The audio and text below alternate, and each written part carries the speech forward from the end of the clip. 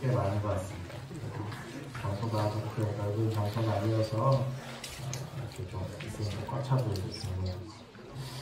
우리가 지난 여름 수련회 때는 사도 바울에 대한 이야기들을 나누어서 바울 인생에 대해서 처음부터 끝까지 한번 나누었고요. 그래서 내일도 아마 사도 바울에 대한 이야기가 다시 내일은 이제 베드로와 사도 바울에 대한 이야기를 좀 나눌 거예요. 그래서 이렇게 두 이야기가 나올 거고, 오늘은 그 전에 우리가 기독교인이라면 누구나 한 번쯤 늘 듣고 사는 복음이라는 것에 대해서 함께 좀 이야기를 나누고, 그리고 또 이 복음이라는 것이 어떤 것이고 우리 안에 왜 이것이 회복되어져야 되는지 그것들을 나누는 시간을 좀 가지도록 하겠습니다. 이번 수련의 주제는 다시 복음 앞에라고 하는 주제입니다. 찬송, 복음서가 우리가 잘 아는 찬양이죠. 그래서 우리가 하나님 앞에 다시 서는 그런 시간을 가지려고 하고요. 그래서 오늘 저녁에 복음이라는 것은 과연 어떤 것인지 나누는 시간을 가지고, 내일은 그 복음이 가지고 있는 능력이 어떤 것인지를 나누는 시간을 가지고, 그리고 마지막 날 아침에는 그 복음으로 이루어진 하나님 나라에 대한 이야기를 좀 나누어 보려고 합니다. 이 복음이라고 했을 때 우리가 아마 많이들 들으셨던 말씀이라고 생각합니다. 이 복음 그러면 생소하지 않은 주제죠. 그래서 우리가 늘 뭐 복음을 전해야 된다, 우리가 뭐 복음을 이야기해야 된다, 이런 이야기들을 참 많이 합니다. 그래서 이 복음이라고 하는 것은 말 그대로 교재 이제 보시면 중간중간 찾아서 보시면 됩니다. 제 이야기를 쭉 들으면서 교재가 30페이지 정도 되는데요. 좀 두껍습니다. 좀 두꺼운데 그 중에서 여러분들이 필요하신 대로 찾아보시면 되겠습니다. 이제 복음이라고 할 때 우리가 첫 페이지에 보면 나오겠지만 이제 복과 음이라고 하는 두 학문이 합쳐진 것이 복음입니다. 그래서 우리가 흔히 이 복이라고 하는 이 복자는 우리가 그 복자를 쓰고요. 음은 소리의 음자를 씁니다. 그래서 뭐 복된 소식, 좋은 소식 이런 것들이 우리가 알고 있는 복음이라고 하는 것이고, 이 복음은 이제 영어로 하면 굿뉴스가 됩니다. 그래서 좋은 소식, 좋은 뉴스, 이것이 복음입니다. 아마 여기에 대해서는 다 잘 알고 계시리라고 생각을 하는데요. 이 두 가지를 좀 띄어서 생각을 하면, 복이라는 것이 무엇을 의미하고 음이라는 것이 무엇을 의미하는지를 띄어서 생각을 하면, 이제 이 복이라고 하는 것을 사전에서 찾아봤는데요. 사전에서 찾아보니까 이 복에 대해서는 삶에서 누리는 좋고 만족할 만한 행운 또는 거기서는 행복이라고 합니다. 그러니까 이제 이 복이라고 하면 주로 이 복이 관련되어 있는 우리의 그 내적인 상태를 보면 기쁨입니다. 그러니까 뭐 기쁜 소식 혹은 뭐 기뻐할 만한 일들, 그런 것도 우리가 복이라고 하죠. 그래서 우리가 세상적으로 이 복에 대해서 말하자면 뭐 우리가 기뻐하는 부분이라고 하면 뭐 돈을 많이 벌었다든지, 아니면 뭐 좋은 남자, 좋은 여자가 생겼다든지, 우리가 흔히 뭐 로또 맞았다 이런 이야기들을 많이 합니다. 그래서 요즘 로또는 그렇게 뭐 크게 물론 이렇게 1등하면 10억 이렇게 주죠. 그러니까 거기서 세금표를 6,7억이니까 적은 돈은 아닙니다. 근데 제가 기억하기로는 로또가 처음 나왔을 때 로또 1등에 당첨되면 그때 막 2월 되고 막 그랬거든요. 그래서 360억 막 그랬었습니다. 그러니까 1등 하면 360억이니까 이제 인생을 바꿀 만한, 거기서 세금 내도 200억 정도 되니까 굉장히 큰 거죠. 그래서 우리가 예전에 뭐 그런 것들을 이제 복이라고 많이 합니다. 그래서 교회에서도 이 복에 대해서 이야기를 할 때 부자가 되는 거, 그리고 많은 사람 부자가 되는 거, 뭐 잘 되는 거, 좋은 청년들에게서는 좋은 대학 가는 거, 좋은 직장 가는 거, 그것을 우리가 복이라고 말들을 많이 합니다. 그래서 우리가 이제 새해 인사에서도 새해 복 많이 받으세요 라는 인사에 거기서 말하는 그 복은 뭡니까? 올 한해 좋은 일들이 가득하기를 바라는 것으로 우리가 새해 복 많이 받으세요 라고 하는데요. 그런데 우리가 이제 이 성경을 보게 되면 우리가 말씀에서 이야기하는 복은 우리가 세상에서 말하는 단순히 뭐가 잘 되고 많은 것들을 얻고 하는 것과 좀 다릅니다. 예를 들면 아주 쉽게 예를 들어서 생각을 하면, 제가 신학교 처음 들어갔을 때 저희 신학교 친구 중에 신학교에 들어온 목적과 신학교에 들어온 꿈이 대형교회 목사님 되는 친구가 있었습니다. 그래서 그 친구는 한 5,000명 정도 되는 교회, 최소 그 정도 내가 큰 교회 담임 목사가 되겠다라고 하는 꿈을 가지고 있었습니다. 그리고 지금은 사실은 뭐 저랑 별로 친하지 않아서 뭐 하는지는 잘 모르겠지만 이렇게 큰 소식이 없는 걸로 봐서는 그렇게 큰 대형 교회에 뭐 이렇게 들어가지 못한 것으로 보여집니다. 우리가 이런 관점으로 봤을 때 대형 교회에 그러면 있는 사람들, 우리가 뭐 흔히 이야기하는 몇만 명 되는 교회, 그렇게 있는 사람들은 목회자 입장에서 봤을 때 복 받은 것이고, 그리고 뭐 10명 정도 앉혀놓고 시골에서 목회하는 사람들, 그래서 정말 뭐 자기가 벌어먹을 돈도 교회에서 사례비를 받지 못해서 자기들이 일하면서 사역하는 분들. 그러면 과연 대형교회에서 일해서 많은 것들을 누리는 사람들은 복받은 인생이고, 시골에서 사역하고 농어촌이나 섬에 들어가서 사역하시는 분들은 그런 과연 버림받은 인생인가 복받지 못한 인생인가를 봤을 때 꼭 그렇지 않다라고 하는 거죠. 오히려 하나님의 관점에서 봤을 때는 도서지역 그리고 산이나 섬이나 이런 곳에 가서 목회하는 분들은 훨씬 더 많은 복을 받은 사람일 수도 있다라고 하는 것입니다. 성경에서 봤을 때 우리가 세상적으로 말하는 복을 받았다라고 꼽을 수 있는 사람들이 몇 명 되지가 않습니다. 뭐 아브라함 정도, 그리고 우리가 성경에서 그렇습니다. 성경에서 제일 좋아하는 인물 그러면 보통 베드로, 바울 이런 사람들이 많이 나옵니다. 그런데 성경에서 가장 닮고 싶은 인물 그러면 베드로나 뭐 바울이나 이런 사람들 잘 안 나옵니다. 왜냐하면 그 인생이 너무 어렵고 힘드니까.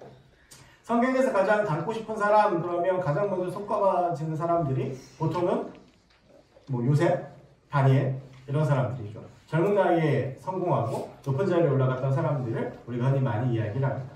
근데 이제 그런 사람들은 성경에 아주 적습니다. 그리고 아주 특별한 경우에, 그리고 요셉이 왕이 되고 요셉이 총리가 되는 과정을 봐도 그 아주 30살이라 어린 나이에 총리가 되지만 그 20대가 정말 형제들한테 버림받고 10대 때 막 죽임당할 뻔하고 종으로 팔려고 하고 거기서 너무 감옥에 들어가고 유명할 수 감옥에 들어가 아주 파란만장한 인생을 거쳐서 30살에 총리가 되고요. 다니엘 같은 경우에도 총리가 된 다음에 막 사자굴에 던져지고 막 이런 여러 가지 어려움들을 당하게 되죠. 그러니까 우리가 흔히 이야기하는 탄탄대로를 걸어가거나 많은 뭐 돈이 부자가 되거나 물론 그 속에서 보면 베베나 이런 사람들처럼 하나님께 크게 쓰임받은 사람들도 있지만 반드시 이게 복을 의미한다라고 볼 수는 없다라고 하는 것입니다.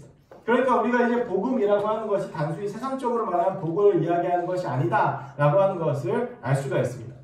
그러면 다른 의미로 우리에게 기쁨이 되는 복을 이야기하는 것이다라고 하는 것을 정리해 볼 수 있겠죠. 그리고 음은 말 그대로 이제 소리입니다. 그런 복된 기쁜 소식이 우리 가운데 들렸다라고 하는 것입니다.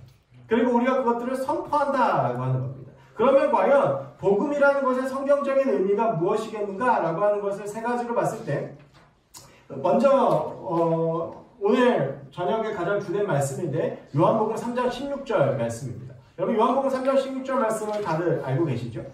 요한복음 3장 16절이 어떤 말씀이죠? 하나님이 세상을 주처럼 사랑하사 독생자를 주셨으니 그를 믿는 자마다 멸망하지 않고 영생을 얻게 하려 하심이라. 아멘. 어떻게 보면 성경 66권 중에서 성경 66권의 주제를 딱 한 절로 요약해라. 그러면 요한복음 3장 16절입니다. 성경이 창세기부터 요한계시록까지 과연 무엇을 의미하는지를 딱 한 절, 성경에 나온 단 한 절을 요약하라고 그러면 요한복음 3장 16절입니다. 하나님이 세상을 이처럼 사랑하셔서 그 독생자 예수 그리스도시여 독생자를 주셨으니 이는 그를 믿는 자마다 멸망하지 않고 영생을 얻게 하려 하심이라. 우리가 하나님께서 이 땅 가운데 예수 그리스도를 보내주셨고 그래서 그를 믿는 자마다 멸망하지 않고 영생을 얻게 하려 하시는 것, 그것이 성경 전체를 관통하는 주제입니다. 근데 이 요한복음 3장 16절이 그래서 무엇을 의미하냐면 하나님의 죄 지은 사람들을 멸망시키시는 것이 아니라 구원하신다라고 하는 소식입니다. 이 말씀은 이따가 후반부에 좀 자세하게 다루겠지만 예수님이 니고데모하고 함께 나누셨던 말씀입니다. 예수님이 니고데모라고 하는 그 당시에 사회적인 공회원이고 율법학자였고 바리새인이었던 이 니고데모라고 하는 사람과의 대화가 요한복음 3장 1절부터가 쭉 연결이 되어지는데 그 요한복음 3장 16절에서 그 니고데모와의 마지막 결론으로 주님께서 제시하셨던 말씀이 3장 16절 말씀입니다. 그때 니고데모가 예수님을 밤에 찾아와서 예수님께 어떻게 하면 영생을 얻을 수 있겠느냐라고 말씀하셨을 때 예수님께서 거듭나, 우리가 흔히 요즘 뭐 찬양을 많이 하는 born again에 대해서 말씀을 하십니다. 우리가 이렇게 거듭나야 된다. 근데 이 니고데모는 이 거듭남에 대한 이해가 전혀 없었습니다.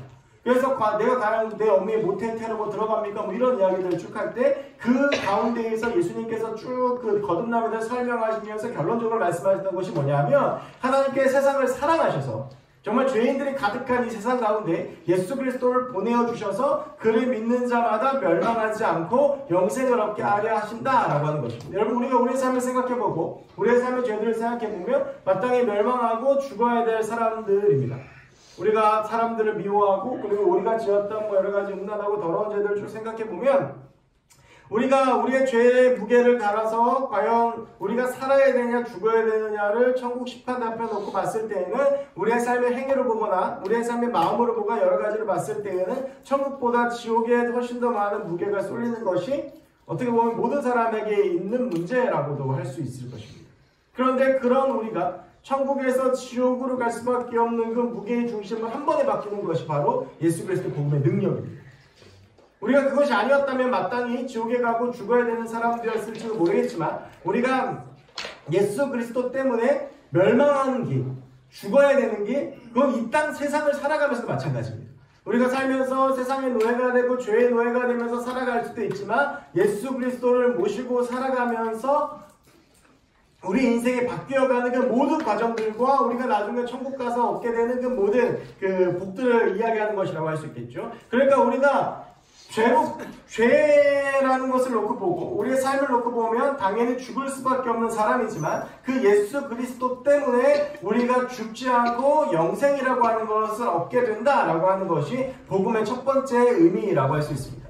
두 번째는 갈라디아서 2장 20절이고 그리고 제가 방금 말씀드렸던 것과 또 연결되어지는데요. 갈라디아서 2장 20절 말씀도 여러분들이 아마 잘 알고 계실 것이고 방금 전 찬양을 통해서도 여러분과 함께 나누었지만 내가 그리스도와 함께 십자가에 못 박혔나니 그런즉 이제 내가 사는 것이 아니오 오직 내 안에 그리스도께서 사시는 것이라. 이제 내가 육체 가운데 사는 것은 나를 사랑하사 나를 위하여 자기 자신을 버리신 하나님의 아들을 믿는 믿음 안에 사는 것이라. 여러분 이거 누가 한 이야기죠?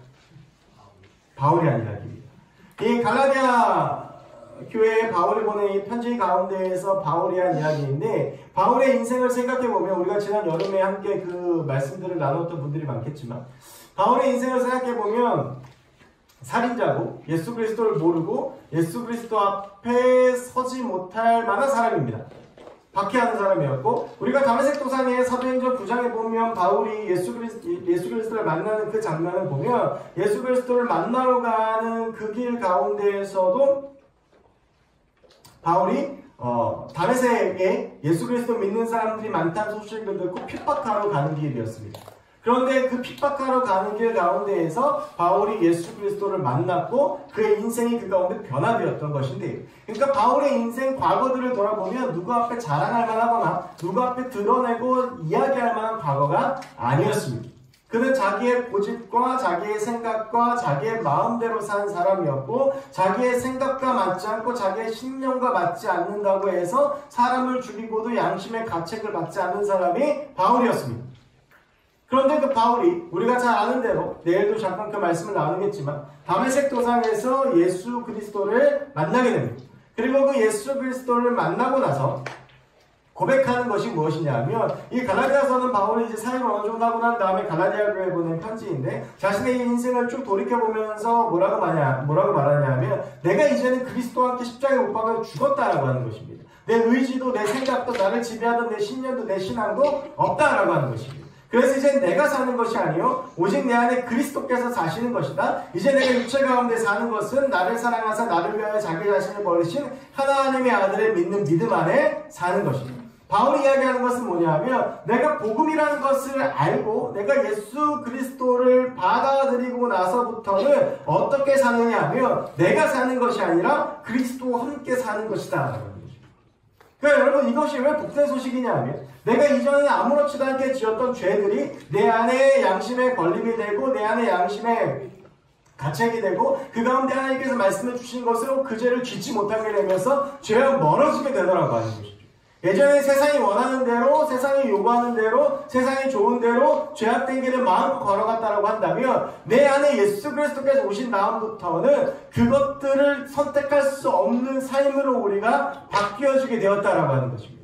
그래서 아주 이 부분에 대해서 강력하게 말씀하시는 분들 중에서 이렇게 말씀하는 분들도 계십니다. 성화 없는 구원은 거짓 구원이다. 내가 예수 그리스도를 닮아가고 내가 예수 그리스도와 함께 살아가면서 내 인생 가운데 변화가 일어나지 않는다면 그 사람이 받은 구원은 거짓일 수도 있고 자신만의 착각일 수도 있다라고 하는 것입니다. 여러분, 이건 제가 자주 하는 그런 예로 그런 예가 있습니다. 제가 그냥 혼자 운전할 때와 누가 저와 함께 운전할 때에 저의 운전이 완전히 달라집니다.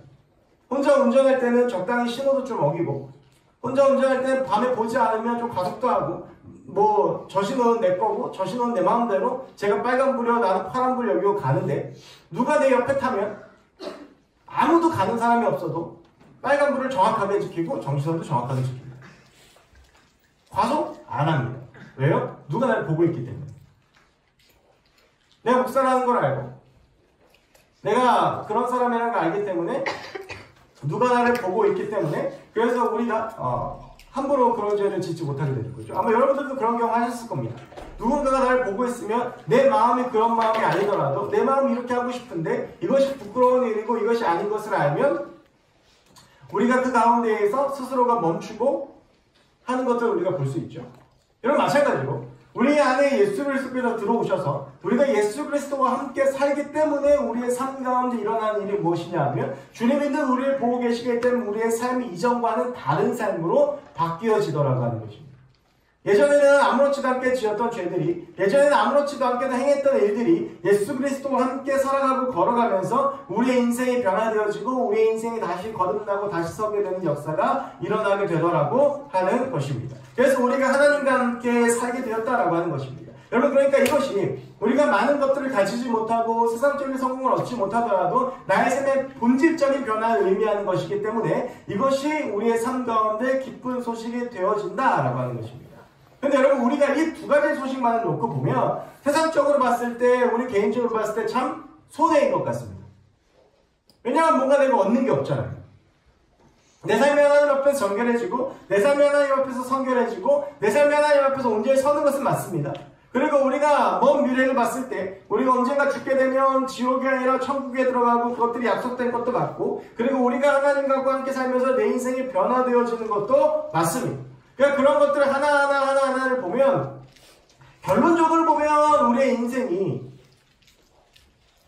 잘 되는 것 같고, 결론적으로 보면 내 인생이 뭔가 이렇게 구원받는 인생으로 변화되어지는 것 같지만 지금 당장 나에게 미치는 유익이 크게 없는 것 같습니다. 오히려 여러분, 아까 제가 말씀드렸던 우리의 삶이 예수 그리스도를 닮은 모습으로 변화되어지고 우리의 삶이 뭔가 그렇게 성화되어진다는 관점에서 놓고 보면 오히려 삶을 손해보는 거죠.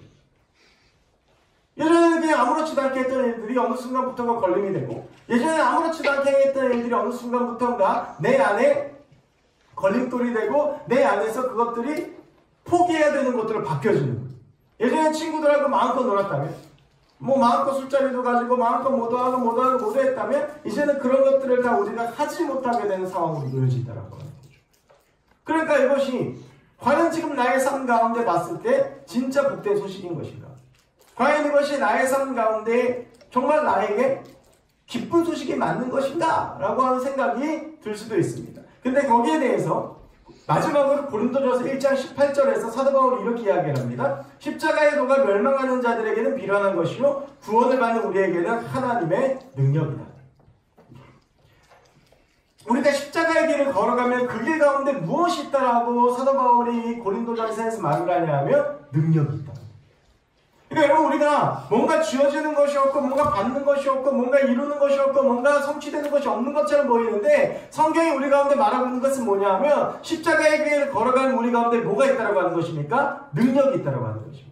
이게 어떠한 능력인지 오늘 첫 번째와 두 번째 오늘 저녁에 나눌 거고, 그 다음에 어떤 능력인지는 내일 나눌 건데, 이 능력이 정말 어마무시합니다.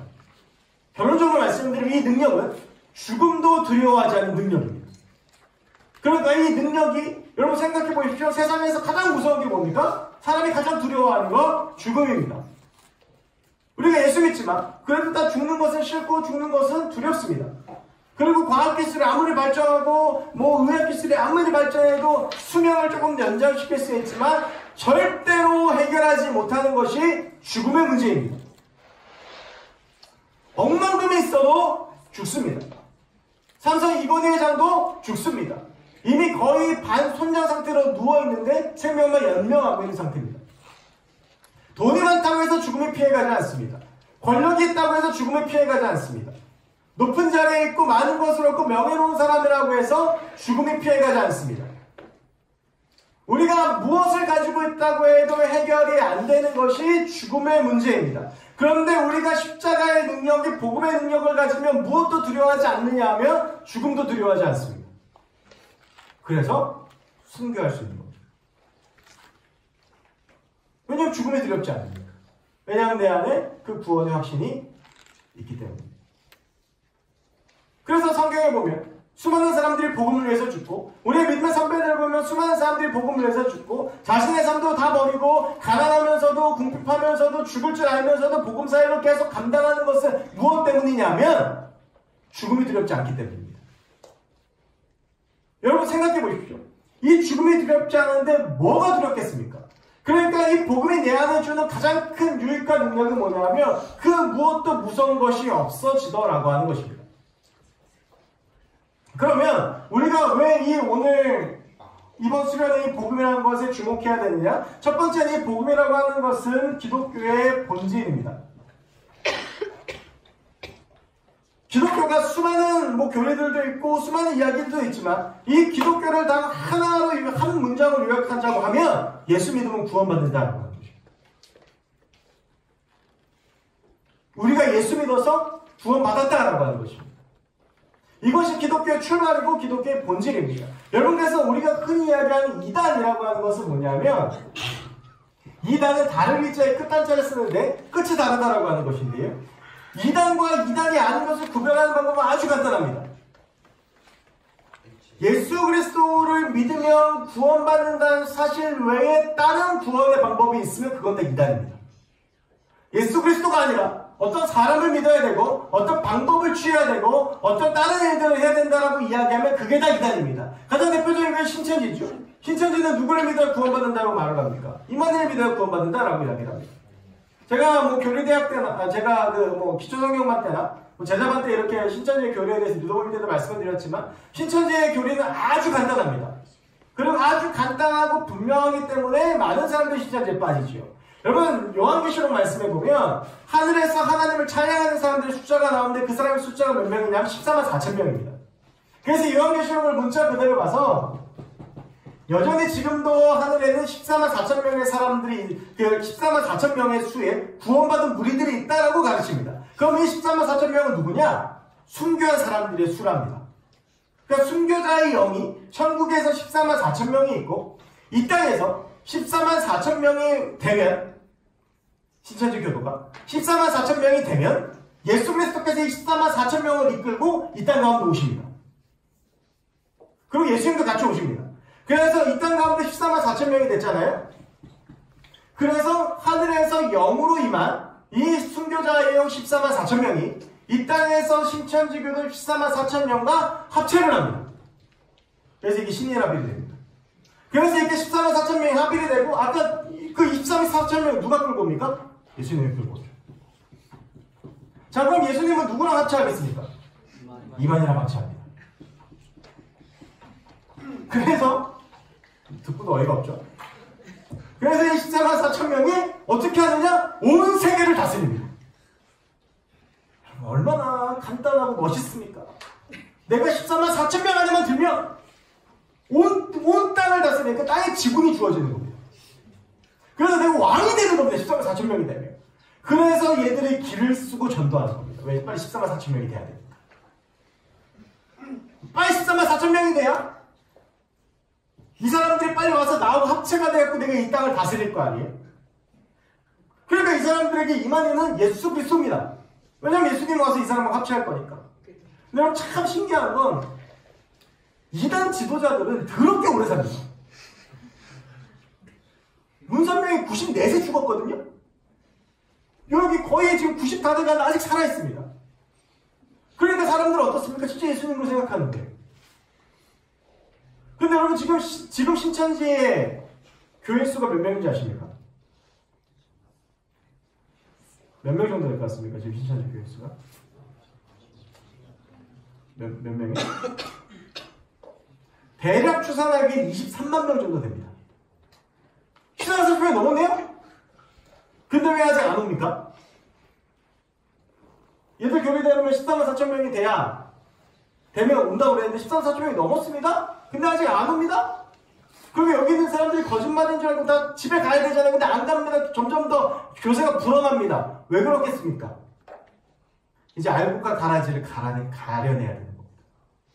그러니까 알곡이 되기 위해서는 10명 이상 전도해야 되고 뭐 어느 정도 뭐 헌금의 액수도 정해져 있고 다 정해져 있습니다. 이게.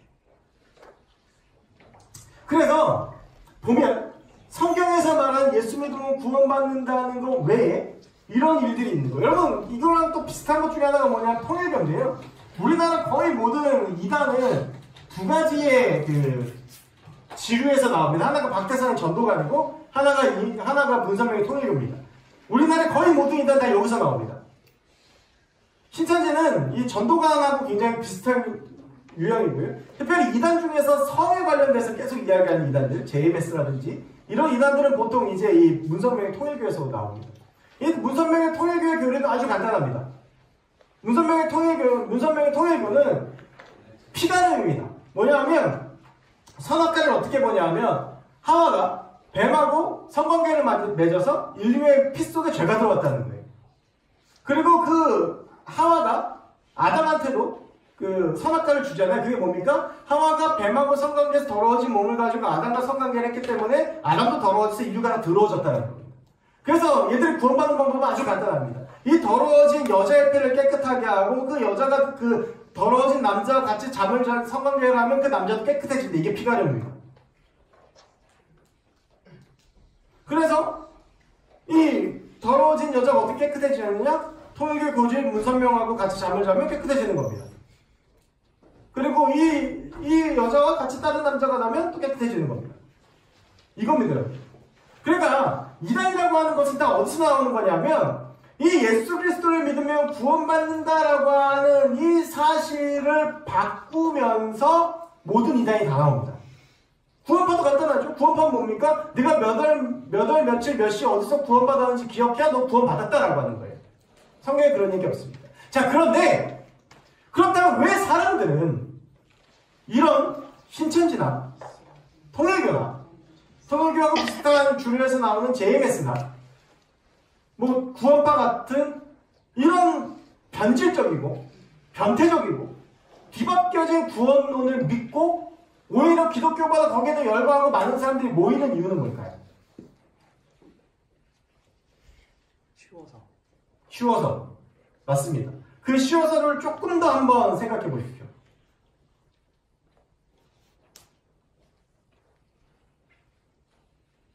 여러분 사실 쉽게는 기독교 것이 쉽습니다. 왜? 믿으면 구원받으니까. 그러면 왜 쉬운 기독교의 길을 놔두고 자꾸 막 이렇게 막 14만 4천 명도 돼야 되고 막 이상한 늙은이하고 잠도 자야 되고 이런 종교에 빠지는 이유가 뭘까요? 보이니까. 응? 제한 때는 눈이 좋아서. 눈에 보여서입니다. 기독교의 복음은 어떤 거냐면 핵심이 뭐냐면 믿음입니다. 자, 여러분 믿음은 보입니까? 안 보입니까? 안 보입니다. 사람 사이의 신뢰도 마찬가지입니다. 내가 이 사람을 신뢰한다. 보이지 않습니다. 몇 프로를 신뢰하는지 얼마나 신뢰하는지 그런 거 보이지 않습니다. 여러분 우리가 예수 믿으면 구원받는다. 제가 지난번에 한번 그 세가족 리더 모임 하다가 세가족 리더들한테 물어봤는데 이름을 바뀔 수 없는 한 자매가 아주 당당하게 나는 지금 죽어도 천국에 못 간다라고 이야기를 했습니다. 네. 근데 여러분 현장 안 숨어도 된다? 자, 그래서 근데 여러분 이렇게 한번 생각해 보십시오. 여러분 진짜 오늘 밤에 지금 당장 죽어도 천국 갈 수 있습니까? 한번 해볼까요? 나는 오늘 지금 그럴 일은 없겠지만 집회 하다가 너무 은혜 많이 받아가지고 너무 황홀해서 핏줄이 터져서 죽던지 그럼 내가 할 수 있네. 뭐 집에 가다가 정말 죄송합니다. 교통사고로 죽던지 우리가 뭐 어떻게 죽을 수 있단 말이에요. 인간은 다 누구나 한번 죽으니까 자, 여러분, 오늘 밤에 죽으면 천국 갈 수 있습니다. 나는 죽어도 천국 갈 수 있다고 생각해 보십시오. 난 죽어도 천국 갈 수 있다! 난 무조건 천국 간다! 나는 눈 뜨면 천국일 것이다! 자, 여러분의 주변을 한번 돌아보십시오. 손든 사람이 많으니까, 자, 손 내리세요. 자, 여러분, 이게 우리의 한계인 거예요. 왜냐하면, 이 질문을 딱 받으면 제일 먼저 무슨 생각이 드냐면, 내 삶의 생각이 납니다. 내 삶에 쭉 생각을 하면서 어떤 결론이 나는데, 나 같은 건 구원 못 받는다. 라고 결론이 되죠. 그러니까 여러분, 이런 거예요. 여기 보면, 초신자가 모인 게 아니라, 동계수련회에 모였을 정도면, 나름대로 신앙적인 인간적 수준도 있고, 그리고 여기 보면 뭐 교회에서부터 뭐 맡아서 리더가 됐든 임원이 됐든 의무감 오는 사람들도 있고, 그러니까 아무튼 좀 뭐 교회도 오래 다니고 어느 정도 신앙도 있고 어느 정도 교회도 다니고 신앙 결력도 있고 이런 사람들이 모인 곳이란 말이에요. 그런데 지금 너 오늘 죽으면 천국 가라고 했는데 손든 사람 10명이 안 돼요. 이게 왜 그럽니까? 내가 구원받았다는 징표가 없습니다. 구원받으면 목에다가 너 구원받았으라고 뭐 하나 걸어주면 좋겠는데? 없습니다. 너 구원받았다고 여기다가 뭐 좀 증표를 남겨주면 내가 확실하게 들이밀 텐데 없습니다. 그러니까 구원파에 빠지는 거예요. 구원파는 확실하게 얘기합니다. 네가 몇 월, 며칠, 몇 시, 어디에서 구원받았는지 체험했는지를 알면 너 구원받는다는 거예요. 그러니까 너 구원받았으니까 앞으로 어떻게 사는 상관없다는 것입니다. 뭐 숫자가 됐든지 뭐가 됐든지 확실하게 보이잖아요? 그럼 그런 사람들은 다 구원받은 거예요. 근데 우리에게 있어서 기독교는 뭡니까? 바로 이 믿음을 이야기하는 겁니다. 너 구원받는 사실을 믿어야 돼. 여러분, 그런데 이것 자체가 애매하다 보니까 우리가 끊임없이 흔들리고 그러다 보니까 제대로 못 사는 겁니다. 내가 구원받았는지 안 받았는지조차도 헷갈리는데, 내가 지금 죽으면 천국 가는지라는 기본적인 본질적인 문제도 해결이 안 되는데 그 이상을 우리의 삶 가운데 기대할 수가 없는 거죠. 그래서 여러분, 우리가 이 복음 앞에서 그 복음에 대한 정의를 다시 한번 정리하고 우리가 이 가운데 빠져드는 것이 중요한 것이 무엇이냐면 이것이 기독교의 본질이기 때문입니다. 우리가 내가 구원받았다라고 하는 사실, 우리가 내가 어떠한 삶을 살든지 내가 어떠한 사람이든지 간에 주님께서 나를 구원해주고 나를 십자가에 죽으셨다고 하는 이 사실에 대한 깨달음이 없이, 여기에 대한 체험이 없이는 이 이상의 그 어떤 신앙도 우리의 삶 가운데 설명이 되어지지가 않습니다. 그 명목만 남깁니다. 두 번째는, 그렇기 때문에 이 복음에 대해서 올바로 깨달아야 우리의 정체성에 대한 답이 나옵니다. 내가 누구인지, 내 삶이 어디로 가야 되는지. 이것은 뒤에 나오는 우리의 삶의 방향성하고도 연결되는 겁니다. 내가 누구인지 알아야 내가 어디로 가는지가 결정되잖아요. 여러분, 이런 겁니다. 복음에 대해서 내가 온전히 깨달아야 내가 구원받은 사람이고 내가 내게 쓰임받은 누구라고 하는 사실이 정의가 되고, 그래서 내가 누군지를 알고 그 정체성이 온전히 확립돼야 내가 어떻게 살아가야 될지가 나오는 겁니다. 그러면 결국 우리의 삶이 어떻게 살아가야 되고 내가 지금 어떤 삶을 살아가야 될지에 대해서 모르고 있다라고 한다면 결국 이것은 다시 역추적해 보면 우리의 가장 기본적인 본질인 복음에 대한 정답이 우리의 삶 가운데 나오지 않았다라고 하는 것입니다. 의외로 면목상의 그리스도인들이 정말 많습니다. 어쩌면 저도 그럴 수 있습니다. 구원받았다고 착각하는 사람들도 많습니다. 어쩌면 저도 그럴 수 있습니다. 이 가장 첫 문제, 과연 이 복음이 나에게 정말 기쁜 소식인가? 과연 이 복음이 나에게 정말 행복한 소식인가? 정말 예수 그리스도가 나를 위해 죽으시고 십자가에 달리신 이 사실이 정말 나를 감격하는 소식인가? 이것에 대한 점검이 우리의 삶 가운데 있어야 됩니다. 여러분, 정말 예수 그리스도께서 우리를 위해서 죽으셨다는 그 사실이 기쁘십니까? 정말 나를 구원하셨다라고 하는 그 사실이 기쁘십니까?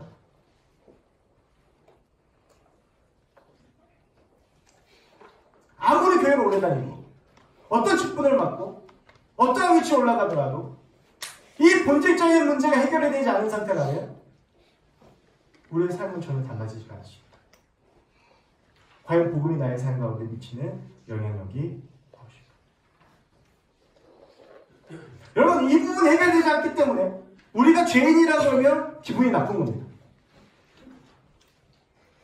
많은 교회들에서 회개하는 설교 하면 목사님이 나를 저격했다. 목사님이 뭐 나를 돌려깠다.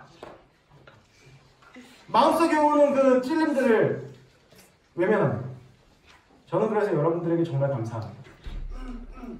제가 막 해도 아직까지 그런 얘기 한 번도 못 들어봤는데 우리가 우리의 삶을 하나님 앞에 세워나가는 이 모습이 우리의 삶 가운데 사라져가고 있다는 거죠. 그 문제는 무엇 때문이다? 바로 이 복음에 대한 이해가 잘못되어져 있기 때문입니다. 그렇기 때문에 우리가 이 복음에 대해서 점검하고 우리가 이 복음에 대해서 함께 오늘 이야기를 나누고 나의 삶이 왜 하나님 앞에 구원받은 삶이고 나의 삶이 어떤 삶인지에 대해서 알아봐야 된다라고 하는 것입니다.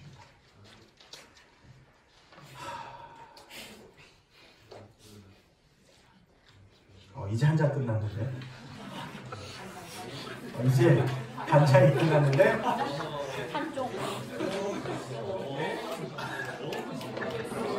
시간이 32분이 갔고 책에 기도에 1시간 잡으면 남겨져 있는 말씀 시간 1시간 10분이고 지금 반장하는데 30분 걸렸고 큰일 났다. 자, 그래서 여러분 우리가 이제 큰일 났네. 여러분 근데 30분이면 주일 설교가 벌써 끝났을 시간입니다. 그래도 30분 같지 않죠? 힘드시면 약간 나갔다 오시고 그렇게 하셔도 됩니다.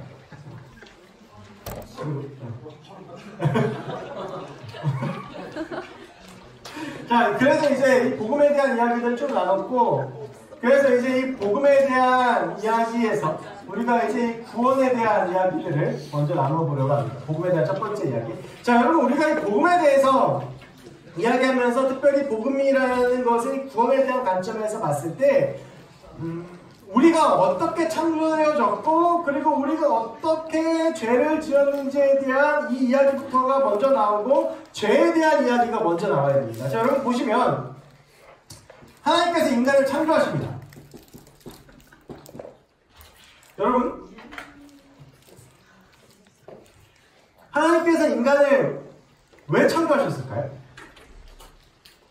저 여러분들 왜 만드셨을까요? 지금 누구예요? 같이 놀고 싶어서? 같이 놀고 싶어서입니다. 정확합니다. 여러분 하나님은 하나님의 정체성을 이야기할 때 보통 이야기하는 것이 뭐죠? 하나님의 정체성. 그거 말고요. 하나님의 그 존재에 대한 정체성.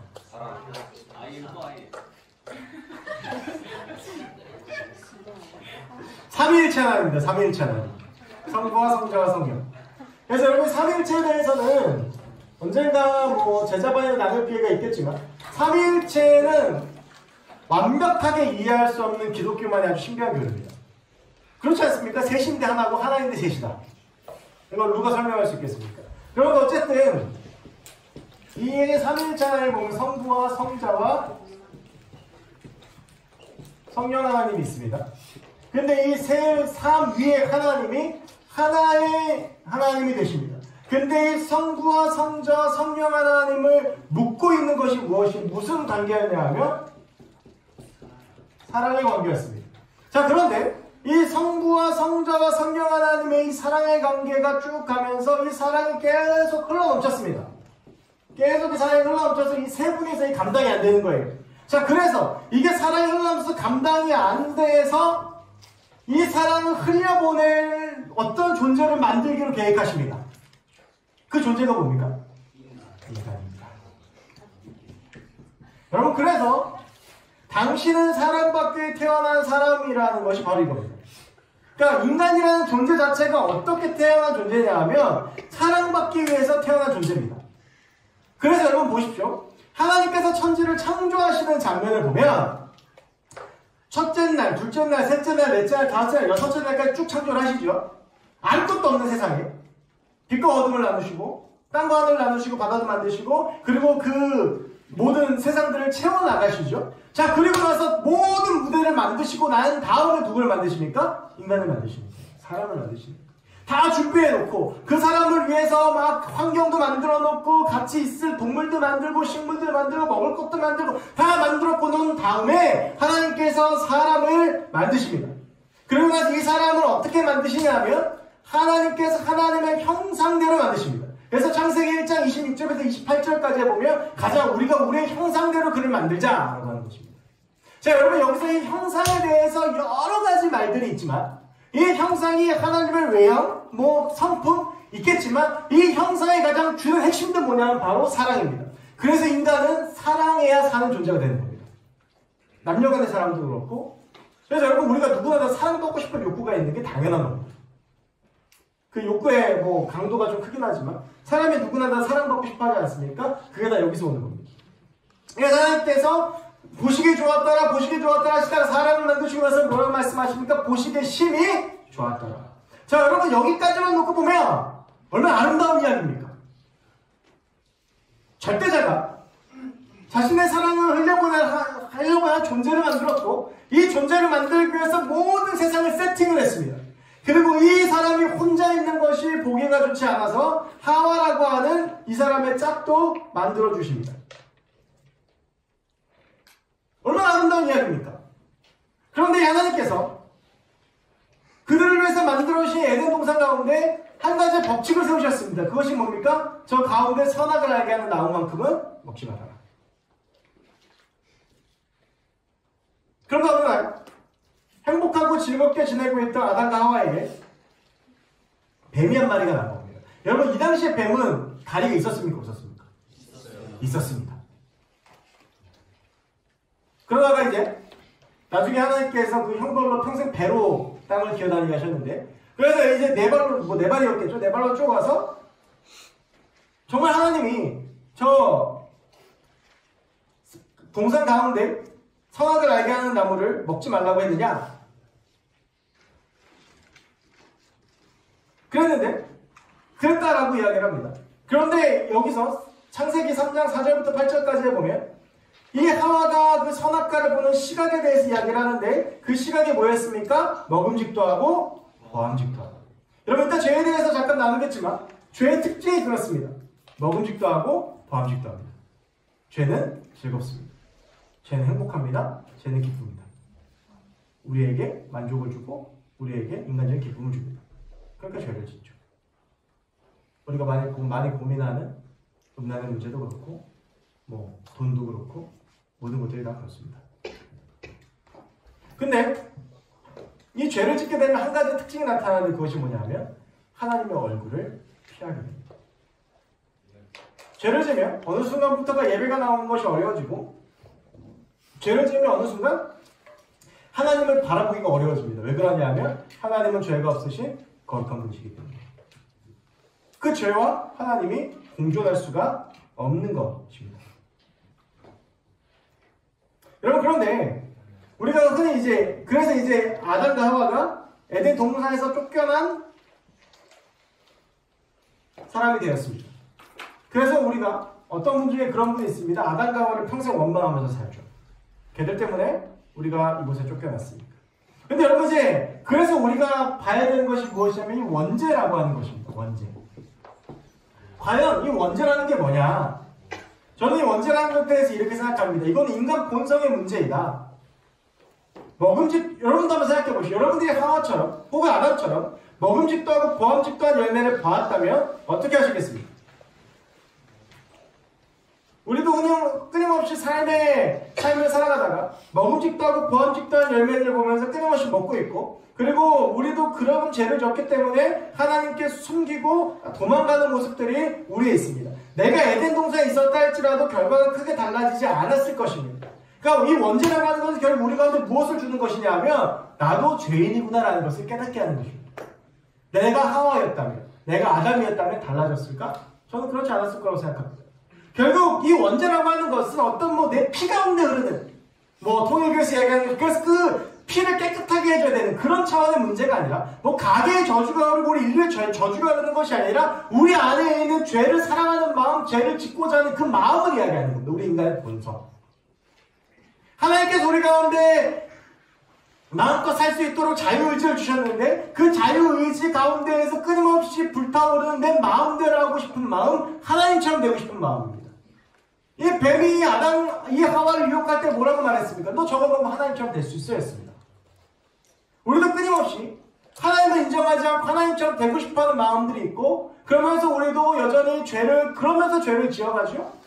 여러분 그래서 우리가 한 가지 이 죄에 대해서 구체적으로 나누기 전에 인정하고 들어가야 되는 것은 뭐냐 하면 저와 여러분들은 아담과 별다를 바 없는 죄인이라고 하는 것입니다. 우리 안에는 여전히 죄가 살아있고 우리 안에는 여전히 먹음직도 하고 부함직도 한 죄를 짓고 있는 그것들 보면서 걸려 넘어지는 사람들이라고 하는 것입니다. 그렇다면 과연 구체적으로 내 마음 가운데 죄성이 있고 내가 죄를 사랑하는 마음이 있고 죄를 짓고자 하는 마음이 있다는 건 알겠는데 과연 그렇다면 죄라는 것은 무엇인가라는 것을 구체적으로 봤을 때 이 죄의 기준이 구약에는 십계명이고 신약에는 마태복음 5장에 나오는 이야기입니다. 자, 무엇이냐면 여러분이 구약의 십계명을 보면 십계명도 아시죠? 1계명부터 4계명까지 하나님과 사람의 관계 5계명부터 10계명까지가 인간과 인간 사이의 관계에 대해서 이야기를 하고 있는 것입니다. 여러분 구약의 10계명은 우리의 행위의 기준에 대해서 보여준다고 할 수 있습니다.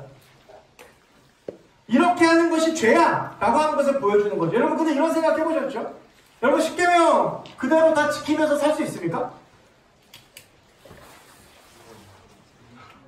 못 지킨다고 얘기하는 겁니다. 일단 1계명부터 4계명까지 하나님과 사람 사이에 있는 것을 일단 빼고 5계명부터 보면 5계명 첫 시작이 뭡니까? 내 부모를 공경하라. 여기서부터 굉장히 어려워지죠. 6계명 살인하지 말라.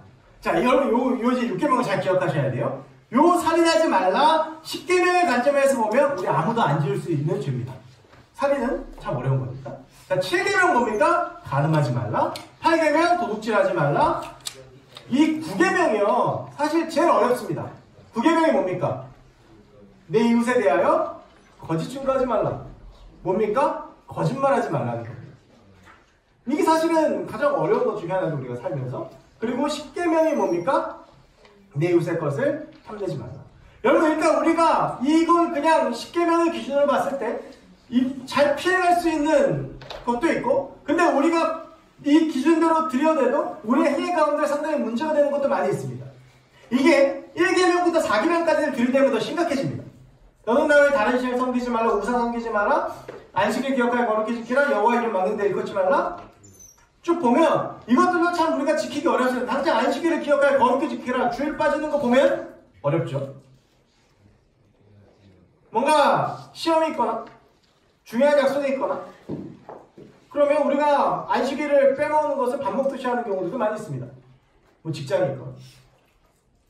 근데 여러분 하나님께서는 이 10계명을 우리 인간에게 주시면 인간들이 지키지 못할 것을 아셨을까요? 모르셨을까요? 아셨습니다. 그걸 왜 주셨을까요? 놀리시는 걸까요? 10계명을 왜 주셨을까요?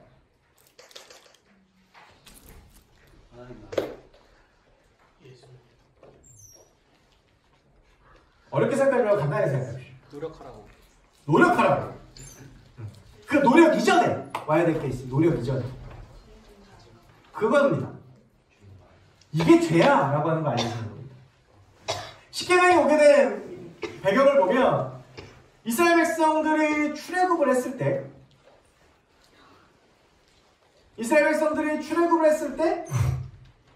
시내산에서 하나님께서 모세에게 10계명을 주십니다. 10계명을 주시는데 그 10계명을 주셨을 당시에 이스라엘 백성들은 430년 동안 노예 생활하고 노예 근성이 몸에 있고 전혀 어떤 그 공동체 가운데 어떤 것이 선한 공동체인지 모릅니다. 여러분 10계명이 완벽하게 이루어지는 공동체는 딱 하나밖에 없습니다. 어디입니까? 천국입니다. 그렇지 않고서 10계명이 완벽하게 우리의 삶 가운데 지켜지거나 영향력이 있을 수가 없습니다. 그렇다면 명백한 기준을 세워주신 것입니다. 너희들 아까 얘기했지만 이렇게 노력해야지 그래야 하나님의 나라가 온다라고 하는 겁니다. 너희가 이렇게 경험해야 이렇게 지켜야지 애써야 이게 천국이고 이렇게 천국을 경험할 수 있다라고 하는 것이고 그리고 나서 너가 이거는 죄야 라고 하는 분명한 기준 그러니까 법적인 기준이죠. 너 이거 죄야. 너 이렇게 하면 이거는 죄야. 이거 안 지키면 죄야 라고 알려주신 거예요. 이게 십계명입니다. 그런데 예수님이 이 십계명을 바꾸십니다.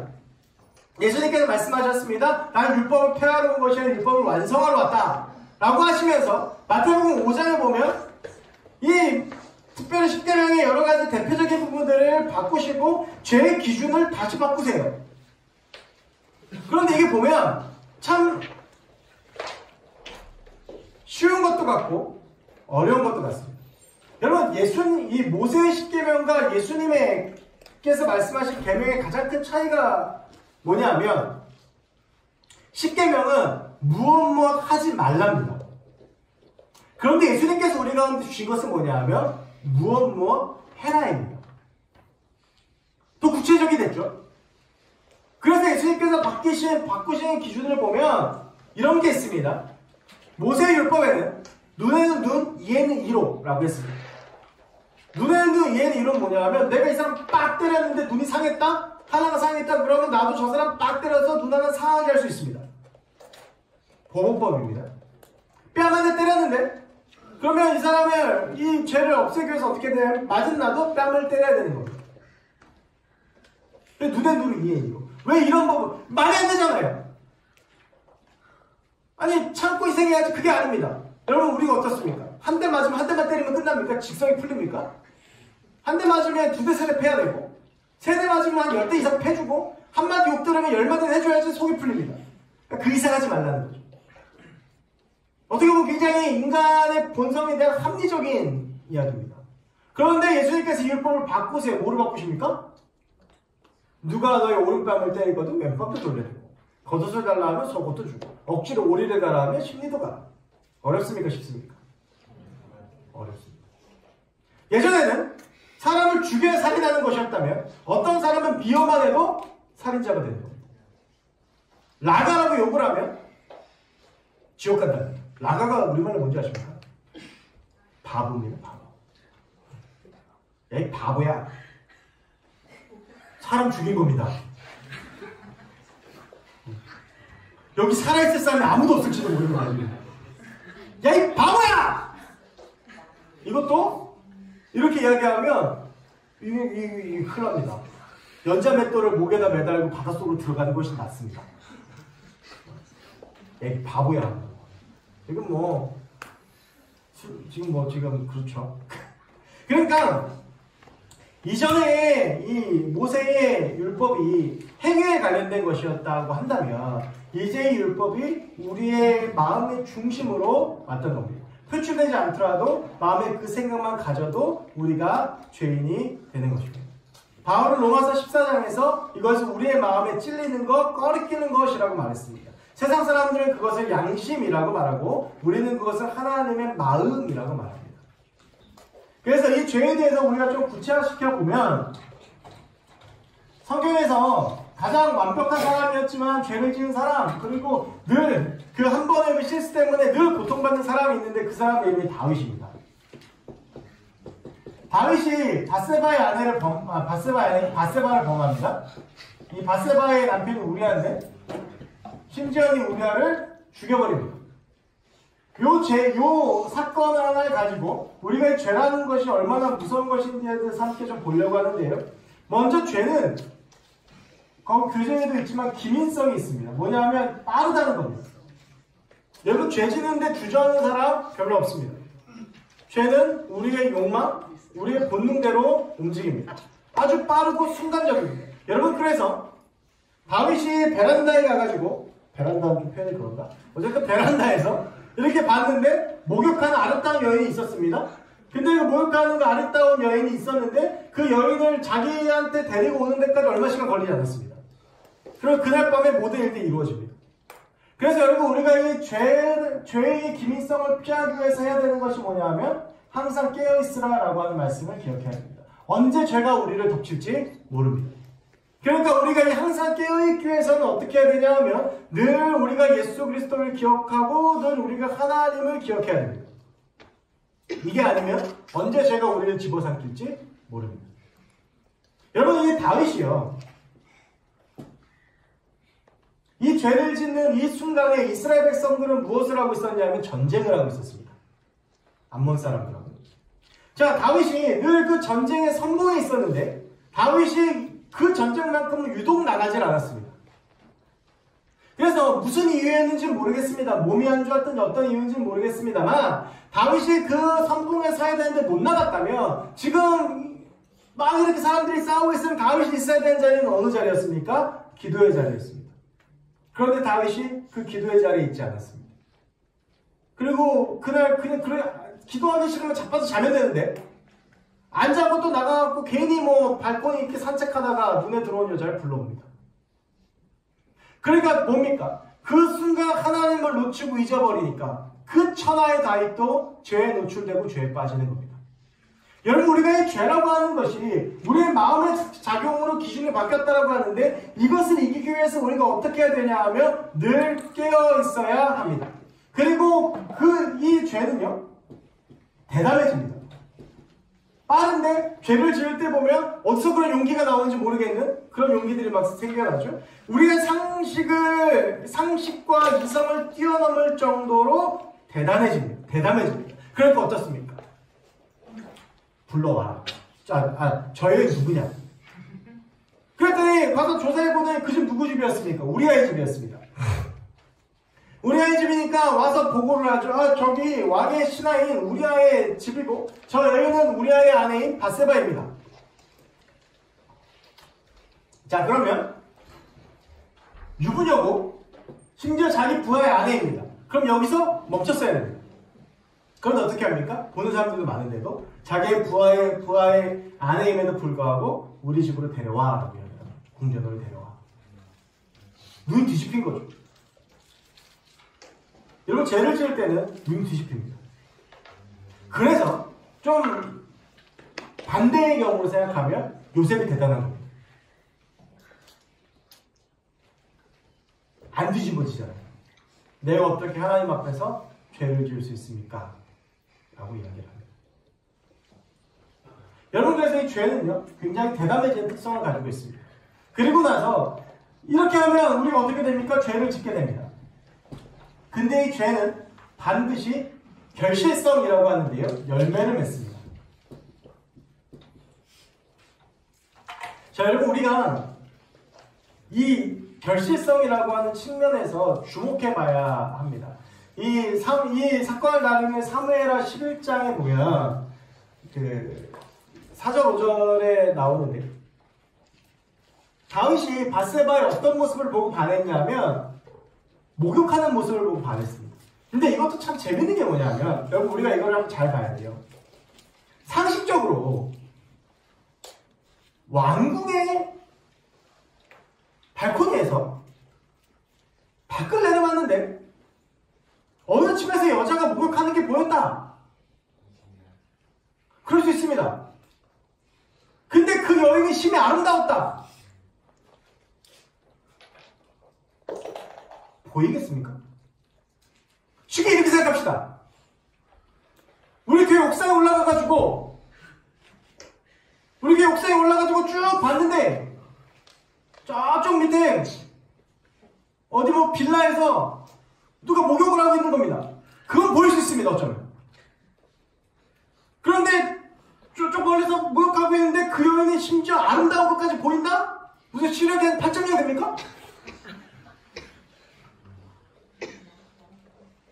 여러분, 이 부분은 우리가 잘 들여다봐야 돼요. 얼마나 이 다윗이 죄를 짓기 위해서 설계를 잘했는지.